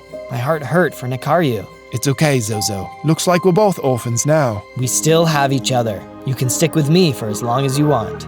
On days 36 to 39, I decided to spend some time out alone. It had been a rough few days. That's when I heard someone call out to me. Hey, you! Wait! What's going on? My house has been taken over by a boar. Everyone is too scared to help me. Okay, sure. I'll help. Tell me where to go. I headed off in the direction the goblin had pointed me. I soon saw the cave he described, and when I went inside, the boar attacked me. Hey, don't be so mean! The boar was tough, but I finally managed to beat them back. I was about to deliver the final blow when a voice cried out. Wait! Please don't hurt my mom! I turned and saw a baby boar. I asked them why they were in someone else's house, but before they could answer, the goblin from earlier showed up. What are you waiting for? Take them out! Wait, something isn't right about this. Just then, the goblin went to attack the boar. But before he could do any real damage, I stepped in and took him out. Thank you. That goblin was trying to kick us out of our home. Wait, that's what he said you did to him. He was lying so you'd come after us. That's when I noticed he had dropped a note. It was from the Colonel. It read, "Destroy as many animals as you can, and you will be rewarded greatly. He's trying to turn everyone against each other. We've got to hurry and stop him." On days 40 to 43, I arrived back at the base. I felt bad for everyone who had lost a friend or family, so I decided to improve the base. I went around and made each room a little nicer. Now that's looking great. I'm really worried about the herd. My father had really given them a home. Then tell them all to come live here. Nikaru went to tell the other animals, and I got ready, preparing a place for them to stay. We were all going to be one big happy group, and I couldn't wait for everyone to arrive. Just as I finished up, the Chocobos from earlier came over to chat. They told me they were now big fans of carrots, but unfortunately they were going to need their favorite food. Otherwise, they couldn't survive. Okay, don't worry guys, I'll find it. They explained what it was and where I could find it, and I hurried off. On days 44 to 49, I arrived in the location that the Chocobos had told me about. As I was exploring, I nearly ran into the Colonel. Aha! I knew I would find you here. What do you want? You keep attacking my men and saving all the animals. Stop getting in my way. I'll never stop, not until you're defeated. Good luck with that. The Colonel waved his arm, and a super soldier dropped from a Samson aircraft in front of me. The Colonel chuckled and left us to fight. This was going to be my hardest fight yet. The super soldier was strong, bigger than normal humans, and had attacks I had never seen before. He shot rockets from a tube he was carrying on his shoulder. What lab did this guy crawl out of? I did my best to hit him with my bow, but it didn't seem to do much damage. The arrows weren't working. Looks like it might be time to try something new. On days 50 to 53, I kept fighting against the super soldier. It was time to stop fighting from afar and get up close and personal. Take this! I charged in and started swinging my sword. With me being this close, his rockets were completely useless. Now that he wasn't hitting me as hard, it was only a matter of time. At long last, I delivered the final blow. Looks like I'll be the one fighting another day. As I looked around, I saw the Colonel had been watching the battle. I'll be back for you, Zozo. Mark my words. I charged at the Colonel, but before I could get a hit in, he threw a stun grenade right in front of my feet. When the smoke cleared, the Colonel was gone. I'm the strongest I've ever been, but it's still not enough. I have to get stronger. On days 54 to 57, I remembered I was supposed to be finding the Chocobo's food. At long last, I saw what I was looking for. As I got closer though, I was suddenly attacked by two hammerhead titanotheres. Oh man, I must be on their turf. The two hammerheads were incredibly strong, working together to hit me with their attacks. It wasn't enough though, and I managed to take one out. Uh-oh, looks like the other one is really mad now. The remaining hammerhead charged at me, no longer trying to be strategic. It wasn't much longer, and I had taken them out as well. As it disappeared, I noticed it had dropped poisonous skin. I bet I could use this to make poison arrows. Oh, this will really help me out. I then collected the nightshade berries and headed back to my base. Back at the base, I met up with the Chocobos and gave them the nightshade berries. They jumped for joy and told me that they could now access their special power. Special power? You should have mentioned this before. The Chocobos explained that they can tap into the planet's life force and communicate with those who have passed on, but only for short amounts of time. So, my parents. The Chocobos nodded and then put their head down. There was a glow, and suddenly I could see my parents in front of me. Dad? Mom? It's us, Zozo. We're so proud of you and what you're doing. Keep fighting. We know you can defeat the Colonel. There was another bright light, and they disappeared. Thank you for doing that for me. Now let's win this fight. On days 58 to 62, I got to work planting some of the nightshade berries so the Chocobos would have a constant supply. As I finished, Neytiri came up to me. Thanks for getting these planted. I've been enjoying taking care of the other plants, so I'll make sure these are good as well. I thanked her, then left to try and go find some more diamonds. As I went deeper and deeper into the mines, I soon found a whole bunch of diamonds. Before I could start mining though, I was attacked out of nowhere. What are you doing down here, you creep? I then mined up all the diamonds and went back to my base. With my diamonds, I made myself a couple of pieces of armor. Then I headed out to the farm and made some improvements, so Neytiri could feel happy while she worked on the farm. On days 63 to 66, one of the Chocobos came running over to me. They told me they had spoken to a great warrior who had died long ago. This warrior told him about a powerful weapon that could defeat the Colonel. That could be the very thing we need to win. The Chocobos told me that it was in a different biome and told me where to go. I set off right away, and I soon reached the vortex. As I searched, I soon saw a temple, and I noticed there was a Leonopteryx flying around overhead. As long as he doesn't bug me, I won't bug him. I approached the temple and headed inside. This had to be where the weapon was kept. Suddenly, the Thanator jumped out. I took my sword, ready to fight. Then the Thanator spoke. Wait, don't attack. I thought you were going to attack me. Of course not. I'm super nice. This temple is my home, but some other not so nice mobs have kicked me out. Oh man, well I'm looking for some kind of ancient weapon here. Do you know anything about it? It's possible. The temple is filled with all kinds of old relics. Clear the place, and you can take whatever you want. Deal.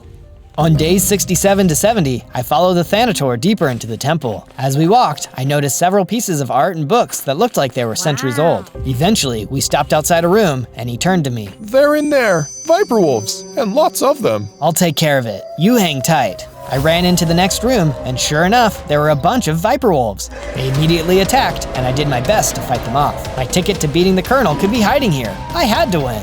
Time to say goodbye. I kept swinging, and at long last, the viper wolves were all defeated. I heard a noise in the corner and saw there were some smaller Thanators hiding nearby. Thank you, Zozo. This is my family. They all thanked me, and I took off to look for the weapon the ancient warrior had mentioned. I looked and looked in every nook and cranny, but there was nothing. Shoot, the weapon must not be here anymore. I met back up with the Thanator and invited him and his family to live at my base, but he said they were happy here. I thanked him for letting me look, and then left to go back to my base. On days 71 to 74, I left the temple as the Leonopteryx circled in the sky above. I paused for a moment. Did you know this isn't my first adventure? You can watch more of my videos after this one is over. Just search for Zozo, Z-O-Z-O. I was getting closer to my base when I came across a group of soldiers. More of these guys, huh? Not for long. I charged in and started taking them out. The less pesky soldiers there were, the safer the land would be. Soon, I had taken them all out. That's when I noticed one of them had dropped a note. It said, "To all soldiers, there is a Na'vi named Zozo who needs to be defeated immediately.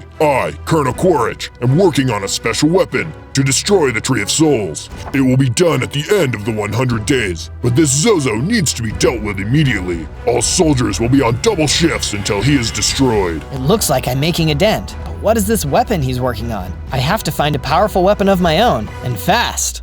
On days 75 to 78, I arrived back at my base and went to talk to the Chocobos. I went to the temple and searched everywhere, but I didn't see it anywhere. The Chocobo was really confused, as the spirits they talk to are rarely wrong. But unfortunately, they didn't have any other ideas. They promised to try and figure it out. I decided that in the meantime, I would improve the base. It was starting to look really good now. I could tell everyone was really happy, and I hoped it could always be like that. When I had finished making my upgrades, Neytiri came over to talk to me. Zozo, I have some great news. What is it? I have been experimenting with the plants and developed a superfood. I want you to be the first to try it. I picked it up and ate it down. It was delicious. Suddenly, I felt energy flow through me, and I grew even bigger, with even more hearts. Whoa, this is awesome! On days 79 to 84, I decided to test out my strength. I soon arrived in a new place and spotted the perfect test subjects. How do you like me now? I jumped in and managed to take them out in just a few hits. Now that's what I call power. Just then, I spotted someone watching me from afar. It was another Na'vi. He came over to me. You're pretty strong. Thanks. I can take on anyone. You could be stronger though. Oh, what makes you think so? Well, I'm stronger than you. Check it out. The Na'vi hit me, and he was right. He was strong. Ouch! Okay, you didn't have to hit me. I believed you. What's your secret? Come, I'll show you. The Na'vi then put me through a training program. He had a lot of good advice, and I was able to learn so many new things in a short amount of time. Once we were done training, the warrior tossed me an upgraded bow. Thanks, I'm feeling even stronger already. By the way, how did you get so strong? It was my mission to ride a Leonopteryx, but I've never been successful. Now I don't even know where to find one. I didn't know you could ride those. I actually saw one not too long ago. I could show him to you. No, I'm much too old now, but I think you could do it. Yeah, I'll give it a try. Say, why don't you come live at my base with me? No thanks, the wilderness is where I belong. I thanked him for his help, then turned to go back to my base. On days 85 to 89, I returned to the base and saw it had been attacked. Buildings were broken and no one was around.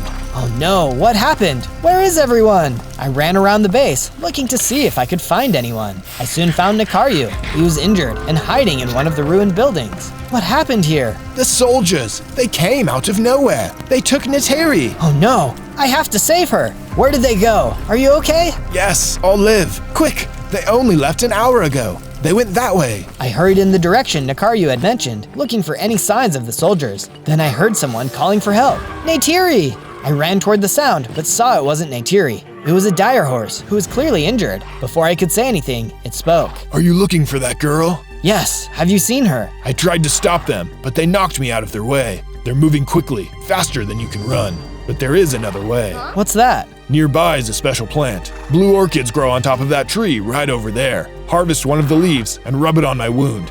Then I can carry you to them in no time. Okay, show me the way.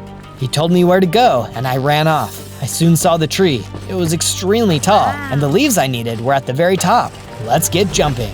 I jumped from branch to branch, doing my best not to fall. At long last, I reached the top and grabbed the leaves I needed. Sometime later, I was back by the dire horse. I applied the leaves, and he immediately hopped up. Hop on, there's still time. On days 90 to 94, the dire horse and I could see the soldiers appear in the distance. There was no time to waste. As we got closer, I could see Neytiri. She was being guarded by a few guards, as well as another super soldier. But this super soldier looked even stronger than the first one. I jumped off the dire horse and told him to get a safe distance away. I faced him. Let her go! Come to save your friend, huh? You'll never win. Get this Na'vi punk out of my sight. The normal soldiers charged at me, but I knocked them out with just a few hits. Huh, you're stronger than you look, but not stronger than me. The super soldier charged at me, unleashing a special attack. I didn't see it coming, and it did a lot of damage. This was going to be tough. You'll never take our land, our people! I took out my bow and landed a perfect shot, which seemed to disable his special attack. Now the fight was really on. You'll pay for that. On days 95 to 97, our battle raged on. He was madder than ever, now that he didn't have an advantage. Both of our hearts were dropping, and it was only a matter of time until one of us fell. Suddenly, he stepped back. One more hit, and I would win. You think beating me changes anything? I've done my job already. What is that supposed to mean? The Colonel has already completed his weapon to destroy the Tree of Souls. We took the girl to take you out of the game. You're too late. No! I jumped toward him and destroyed him for good. Then I noticed he dropped something. With this, I can do his same special attack. Yes. I quickly freed Neytiri. Hurry back to the base using the dire horse. I'm not strong enough to defeat the Colonel yet, but I think I know what I need to do. Neytiri nodded and ran off to find the dire horse and get back to the base. I don't know if this is going to work, but I'm crazy enough to try. On day 98, I rushed back to the temple. The ancient warrior said this was the location of the weapon, but he never said it was inside of the temple. I looked up at the Leonopteryx. If I can tame it, I'll finally be able to be the ultimate warrior. The Leonopteryx kept flying around, ignoring me completely. I thought about it for a moment, then pulled out my bow. I aimed and fired. The arrow was a direct hit. The big bird let out a screech and headed right at me. Oh boy, I may have really stepped in it this time. The bird swooped down to hit me. I jumped to the side and tried to get on its back. I was close, but missed. Shoot, I've got to keep trying. The bird was interested in attacking me now, and I did my best to avoid it. Sometimes it hit me, but most of the time I was able to land on its back. Finally, after several attempts, it worked. Got you. The Leonopteryx was mad at first, flying around like crazy, but soon it recognized it had lost, and soon it was smooth sailing. We bonded through the flight and soon landed back on the ground. I hopped off as the bird flew away. Then suddenly, I felt the power flow through me, and I leveled up into my biggest, final form. At long last, I'm ready to take this Colonel down. On day 99, I returned back to the village where it all began. The Tree of Souls was nearby. I passed through the tunnels I had run through nearly 100 days ago. I had grown so much since then. Suddenly, there was a flash of light, and I could see my parents standing before me. I was so close to the Tree of Souls, it made it possible for them to show themselves to me. Mom, Dad! Great job, Zozo. We've been watching your journey and are so proud of everything you've accomplished. Thank you. I just wish I could have saved you too. Don't worry about us, son. Everyone on the planet is counting on you, but we know you can stop the Colonel and save our way of life. I will do my best. We will be watching and supporting you. Do not lose hope. There was another flash of light, and they disappeared. I soon emerged from the tunnel into a large cavern. I could see the final tunnel to the Tree of Souls, but an army of super soldiers were blocking the path. Oh no, how could I possibly get past all of them? You won't be alone. I turned and saw Nakaryu, along with all of the friends I had made along the way. We will distract them. You go for the Colonel. I don't deserve friends as great as you.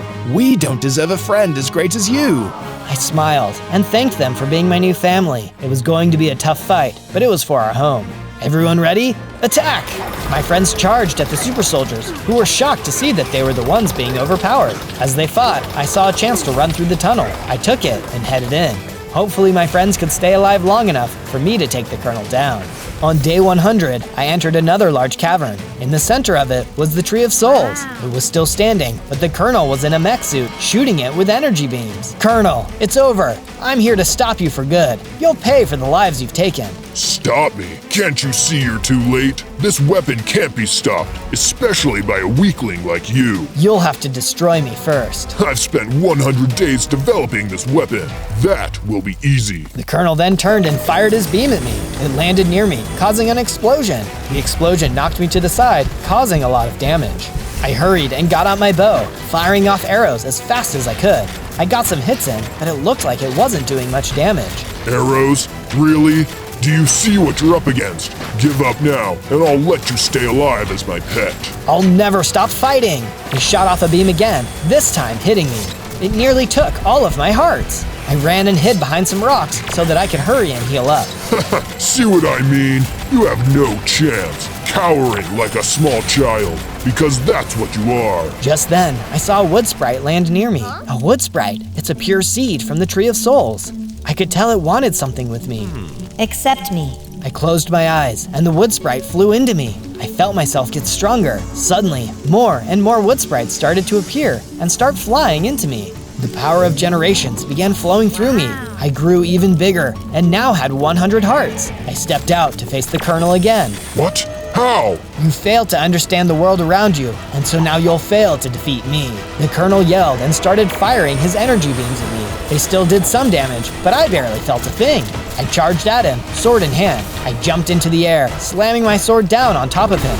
His suit exploded, and he was destroyed. The world was safe once more. I celebrated with my friends. If anyone else tried to hurt us again, we would be ready. On day 1, I spawned in as the Hulk. Oh yeah, look at me, I'm incredibly tiny. I was small, but I could still punch pretty hard and jump pretty high. Before I could spend too much time admiring my abilities though, I was attacked by a bunch of baboons. Get away from me, you mad monkeys. I thought about running away, but wait, I was the Hulk. I started swinging my fists. In no time, I had pounded the baboons into the ground. Bet you thought this little green guy was an easy dinner. I decided to go looking for my friends. As I was exploring, I came across a village. While walking the streets, I noticed that it was empty and several of the buildings had been damaged. Wow, I wonder what happened here. I kept exploring but couldn't find any survivors, so I found myself a good house and went to sleep for the night. On day 2, I left the village and entered a nearby forest. Time to start punching trees. I punched down trees until my fists were starting to hurt, then set up a crafting table to make myself some wooden tools. I made all the tools I was going to need, then headed over to a nearby cave. Wood can only get me so far. Better get some stone. In the cave, I managed to find some coal, along with plenty of stone. As I was mining though, I suddenly heard a noise behind me. Ah! The little boy ran off into the cave. He had totally caught me off guard. Hang on a second, come back here. I ran off in the direction he had gone and soon caught up with him. That's when I saw a skeleton was trying to attack him. Hang tight. With my Hulk strength, I managed to take him out. Then I turned to the little boy. Please don't eat me. Eat you? Why would I eat you? So, you're not gonna eat me?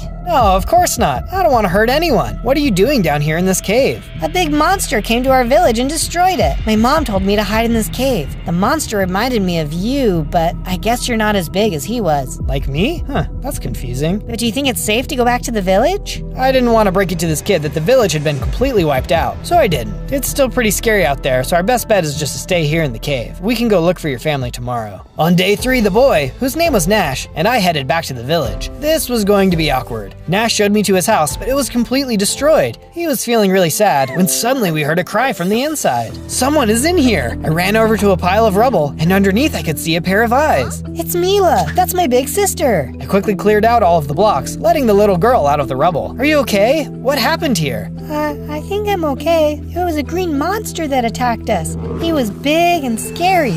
Kind of like you, but he didn't have friendly eyes. He ran around our town, destroying everyone and everything in front of him. Our house collapsed, so I don't know if my parents escaped or not. I'm sorry to hear it. How long has it been? I don't know. Days have gone by since I've been under here. Just then, we heard a howl and a group of feral wolves appeared. They must have been scavenging in the abandoned village. Hang on, kids, I'll take care of this. I sprang into action, hitting the wolves. They were vicious as they snapped with their fangs, but I wasn't going to let them hurt these poor kids. Soon enough, I had taken several of them out. It wasn't enough though, as I could hear some more wolves off in the distance. Come on, guys, I don't think I can fight all of them off. Let's get out of here. We ran from the village until we were a safe distance away. It was time to start building us a shelter. First off, I put together a full set of stone tools so I'd have the equipment needed to get any job done. Then I got to work building a simple house for us to stay in. It wasn't anything fancy, as we needed something quick, but at least for now, it was a place to call home. Once the house was finished, I then made several torches and put them outside to stop mobs from spawning. We had survived another day, but who knew what surprises were coming next? On days 4 to 5, I left the kids at the house and went to go look for some food. We weren't going to last out here if we didn't have something to eat. Oh, look,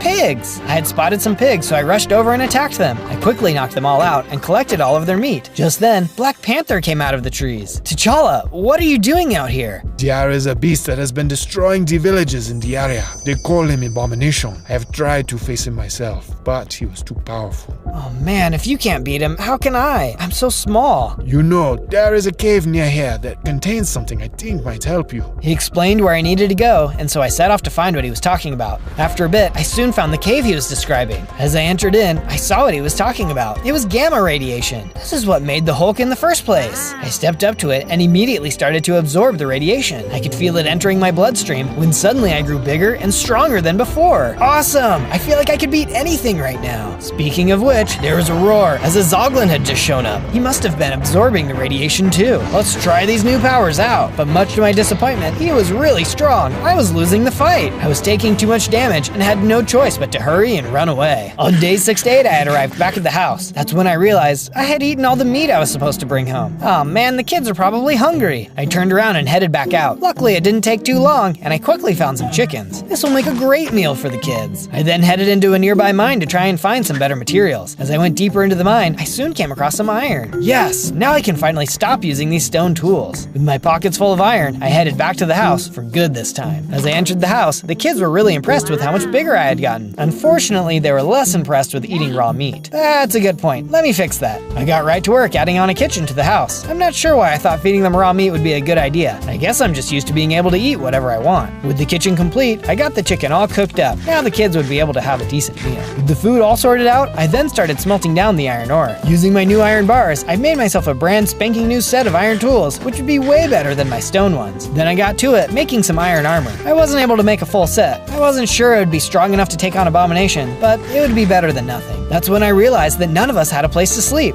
I then made the kids their own bedrooms, complete with beds in their favorite colors. On days 9 to 10, I woke up to a knock on the door. It was Black Panther. How are you feeling about your powers now? Abomination is nearby. Perhaps together we can defeat it. Yeah, together I'm sure we'll have a chance. I followed Black Panther out and across the land. We soon arrived at a seaside village. I could see Abomination rampaging through the town, destroying people and buildings alike. Oh man, he's bigger than I thought he would be. This isn't going to be an easy fight. We couldn't let him to continue to hurt these innocent people though, so I charged down into the village, straight at Abomination.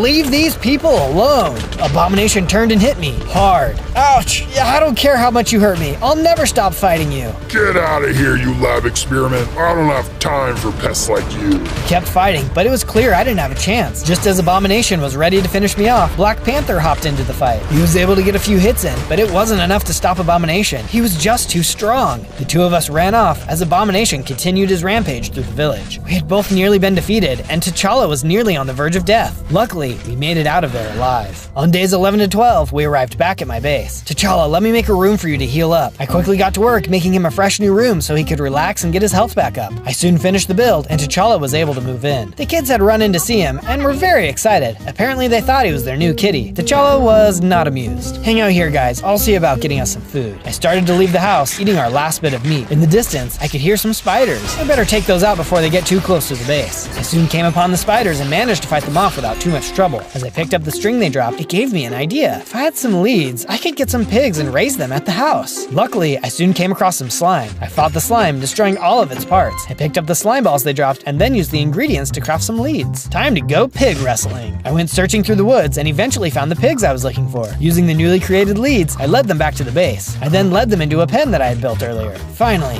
now there will be enough meat for everyone. I wanted to be sure we had some variety though, so I broke some grass to get seeds. I'd also gathered some water in a bucket, so I was all ready to build a farm. I tilled the ground and placed the water, which then let me plant the seeds I had collected. This base is really starting to come along. The only thing I was missing at this point was a statue to really put my mark on the place. Since I was so busy with food, I thought I would make it my favorite food. You'll have to let me know if you can guess what it is. Once I had finished the first part, it had gotten pretty late, and I could see some creepers had started spawning near the base. I better take care of that before they blow everyone to bits. I headed down to the base and knocked out all the creepers. Fighting them was always scary business, but I managed to knock them all out without too much trouble. On days 13 to 15, I decided that I needed to focus on getting more powerful, but I wasn't sure where to start. Just then, there was a knock on the door. Tony, what are you doing here? I was flying over and saw the statue you were building. Who else would build that other than you? Figured I'd stop in and say hello. Boy, Tony, you really dropped in at the right time. This abomination has been rampaging through the towns here, and I'm not strong enough to stop him. Oh, well, I know what you mean. I've had a few scrapes of my own I wasn't sure I was going to get out of. What have you got so far? Well, I came across some gamma radiation that powered me up, but that's about it. Well, what are you wasting your time with me for? That's your answer right there. Surely there's more radiation points out there. You think so? But how could we find them?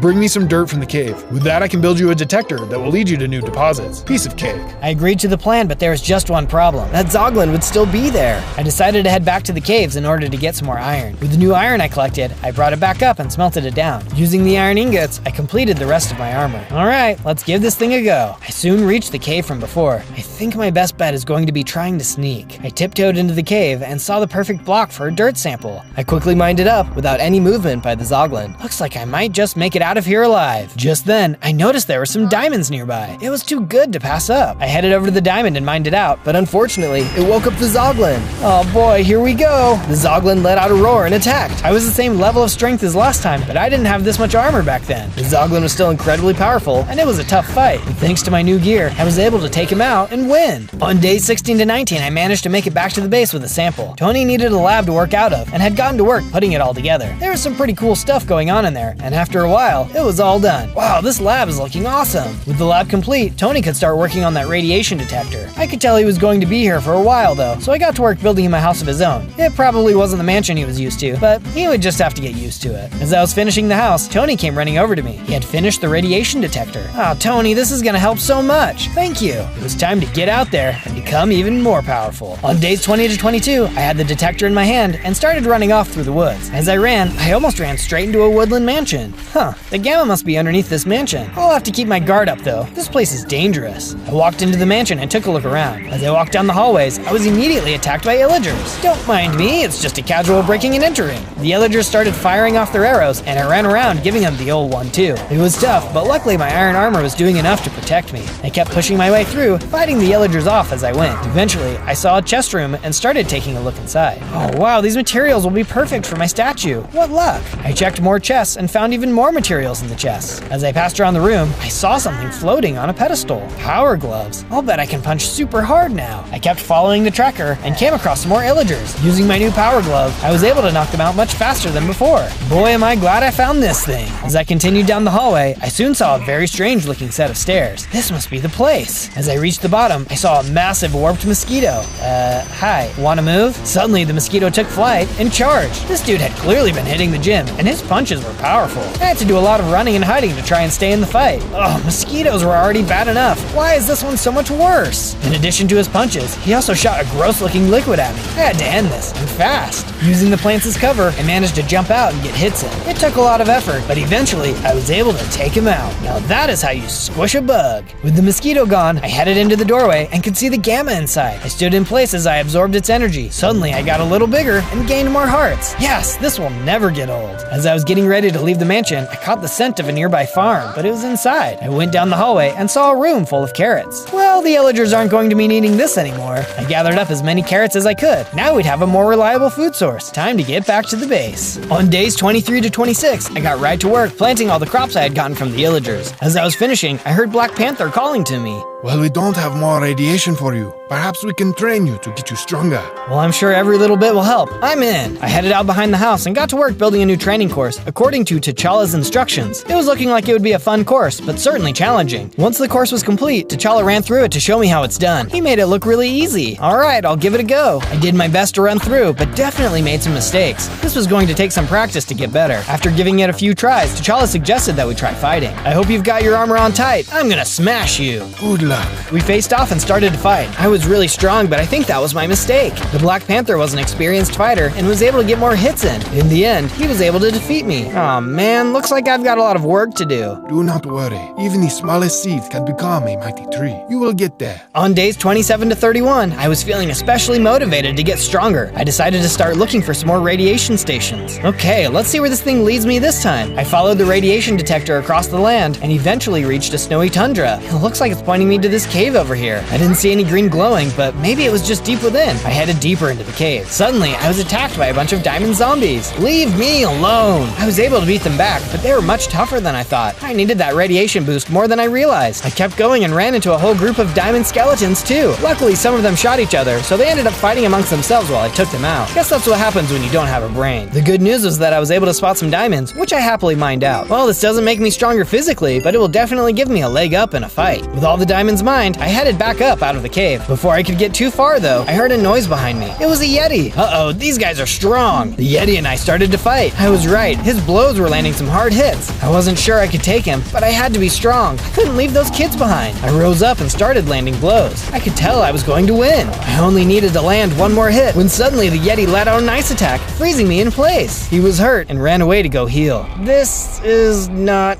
good. On days 32 to 35, I was still frozen. Luckily, the ice was starting to melt, and I was able to break free. Well, it's a good thing that Yeti left. Now, where was I? I followed my radiation detector, which soon led me to another cave. But look who it was. That Yeti. I know I can beat him, but he's probably just going to freeze me again. But I need that power. I moved closer to him, but before I could start to fight, he spoke. Wait, don't hurt me. I thought you were the Abomination. I can see that you're different, though. I try to be. What do you know about him? Not much, other than he destroyed my village. Everyone I know was lost in the battle, and I'm the only one of my kind left. What a monster. Why do you think he attacked your village? Well, my village was near a gamma radiation source like the one in this cave. My best guess is that he was trying to get to it. Oh no, it must power him up too. I've got to get to the radiation before he does. He has to be stopped. I've been watching this cave to try and stop him in case he shows up, but I trust you to stop him. I'll let you in, but be warned, there's a monster even more powerful inside. I'll take my chances. I headed into the cave. Soon, I saw what the Yeti had been talking about. Inside, there was a ghost mage. Uh-oh, here we go. The ghost mage charged at me. He wasn't going to make this easy. He looked like he had been waiting here a little too long. I'd be upset too if I didn't have any legs. But hey, at least he could levitate. Get out of my way! I swung as hard as I could, and at long last, the ghost mage was defeated. Now I could finally access the radiation. I stepped up to it and could feel the power enter into me. Soon, I was even stronger than before. Oh yeah, that's the good stuff. As I left the cave, I invited the Yeti to come and stay with us. Since his village was destroyed and he no longer had a reason to guard the cave, he happily agreed. On days 36 to 39, I got right to work building the Yeti his own room. Turned out he used to live in a world full of monsters where he would help in their mailroom. He said he got banished to our world. It was all politics. Poor guy. With the Yeti's room complete, I decided to give the base some more upgrades to make it a little safer. We needed to beef up our defenses, just in case Abomination ever found us. Once the defenses were all completed, I was starting to get hungry. That's when I headed over to continue work on my statue. By this point, you've probably got a good idea of what my favorite food is. Leave your guesses in the comments. After a bit, I had finished the second part. That's when Black Panther came running up to me. He said he was impressed by how much bigger I had gotten. He said there was still a lot more work I had to do though, and invited me to do the obstacle course again. I would, but I'm just not very good at it. It's hard to do an obstacle course when there are so many other things I'm trying to get done. I understand, but it will help you. If you can complete the course, I have an item I believe will help.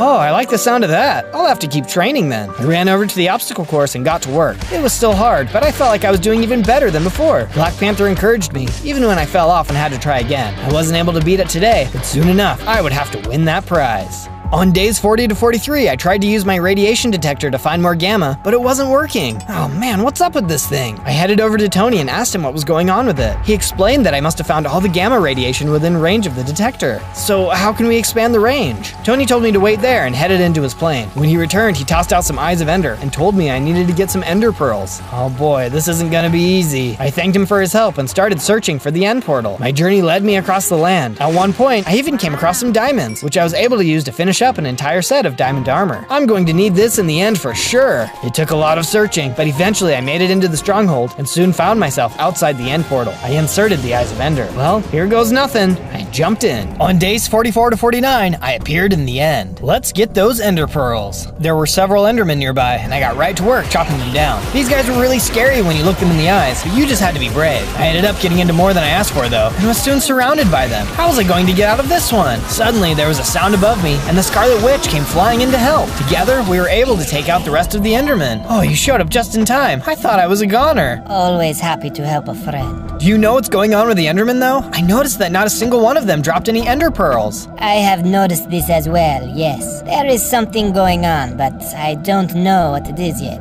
Well, let's stick together and maybe we can figure this out. She agreed and we continued on through the end. Nearby there was an end city, so we went to check it out. As we got closer, we saw something terrifying. Look at that enderman, he's bigger than all of the others. We charged in and started to fight. This enderman was unlike anything I had ever seen before. He had 4 arms and would clap them together, trying to smash me in them. He would also pick up and throw blocks at me, as well as teleport around. This battle was really tough. With the Scarlet Witch's help though, we finally managed to take him out. He let out a shriek and exploded in a display of enderman goop. It was pretty intense. And look, an ender pearl. The giant enderman had left a single pearl behind. The Scarlet Witch told me I should take it, as she had more research she wanted to do in the end. She opened up a portal for me to return to the overworld, so I stepped in to head home. On days 50 to 53, I arrived back at my base. Safely back home, I went over to Tony to give him the ender pearl I had collected. He thanked me and got right to work improving the gamma radiation detector. Suddenly, there was a sound outside. What was that? As I got closer to the sound of the noise, I saw that some endermen were there. Scarlet Witch must have left the portal open too long. I hurried to defend the base from the endermen, knocking them out one at a time. Once they were defeated, Scarlet Witch came through the portal. Oh, I am sorry about that.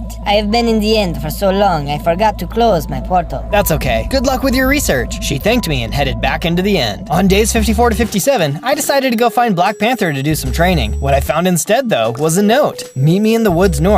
Huh, I wonder what he's up to this time. I went north and soon found Black Panther, as well as a giant circle of stones. What's this all about? Pay attention. This circle will summon a mystical monster. Defeat it, and you will receive a special item. I stepped into the ring, and soon a magma monster appeared. He didn't seem like he was too tough, and that's because he wasn't. I jumped around and managed to take him out pretty easily. Is that all you wanted me to do? That was easy. Turn around. I turned around and saw a much bigger magma monster. Uh-oh. This guy was way stronger than the other one, and I was taking a beating. Why didn't T'Challa just have me fight this guy the first time? I felt like my training was paying off though, and soon I was winning. I got into position and managed to land the final blow, taking him out completely. Got him. Alright, now where's that special reward? Or is there another monster behind me? Black Panther chuckled and suddenly a ring of fire appeared in the arena. I stepped into it and picked up an enchanted pair of diamond boots. Wow, these have feather falling 4 on them. Now I can survive huge falls. I thanked T'Challa for his help, then left to go back to the base. On days 58 to 62, I was arriving back at the base when I saw someone standing on top of it. Who is that? As I got closer, I could see it was the Red Hulk.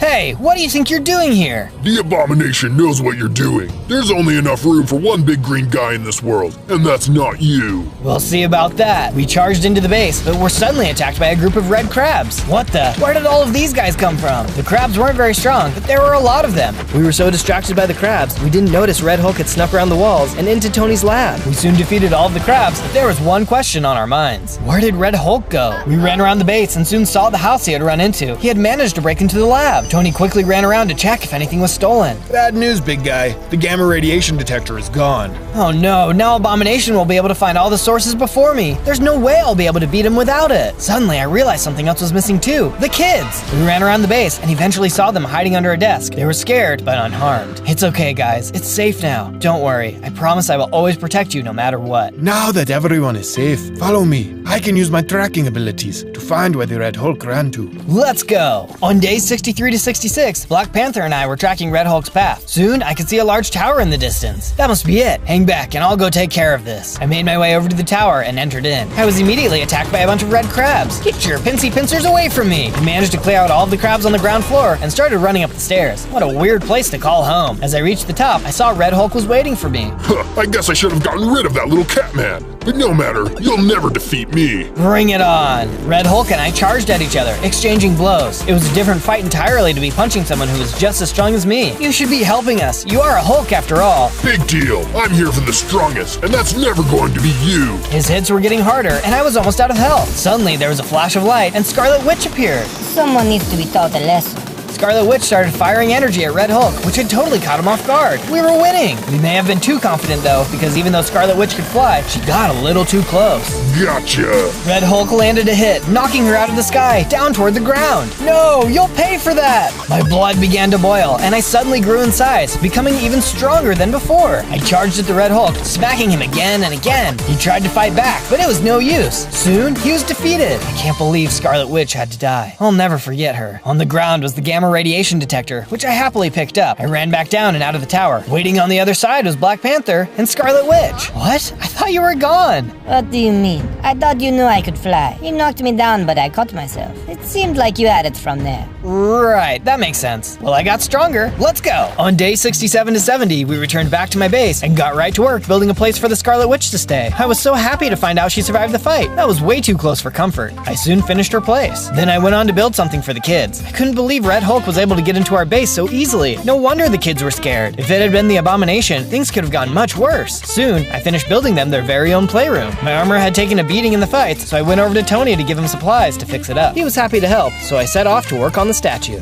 I then headed outside to finish up the next part of the statue. I'm sure you've guessed what it is by now, a hamburger. It's definitely one of my favorite foods. What's yours? Soon, the next part of my burger was complete. On day 71 to 74, I was having a horrible dream. I'd finally found Abomination, but something was wrong. He kept getting bigger and bigger, while I kept getting smaller and smaller. I wasn't going to be able to beat him. I woke up in a cold sweat. Oh, what's going on, kids? Sorry to wake you up, but we wanted to tell you thank you. Yeah, even though the base was attacked, we've never felt safer. We know you'll always do what you can to protect us. I assured them that that would always be true. I believed myself when I said it, but I couldn't help but feel nervous about the fight ahead. On day 75 to 78, I felt more motivated than ever to get stronger in order to protect my friends. Alright, let's see where a boosted detector takes me this time. I followed the arrow and soon found myself back in the forest where I had been training with Black Panther. It led me to the summoning circle, which suddenly transported me to the Nether. Whoa, whoa! As I arrived, I saw tons of Mago monsters who attacked. Jeez, all my friends really need to work on their portal management skills. These guys could have come through. I kept fighting and was able to get through the Mago monsters. That's when I noticed there was some ancient debris nearby.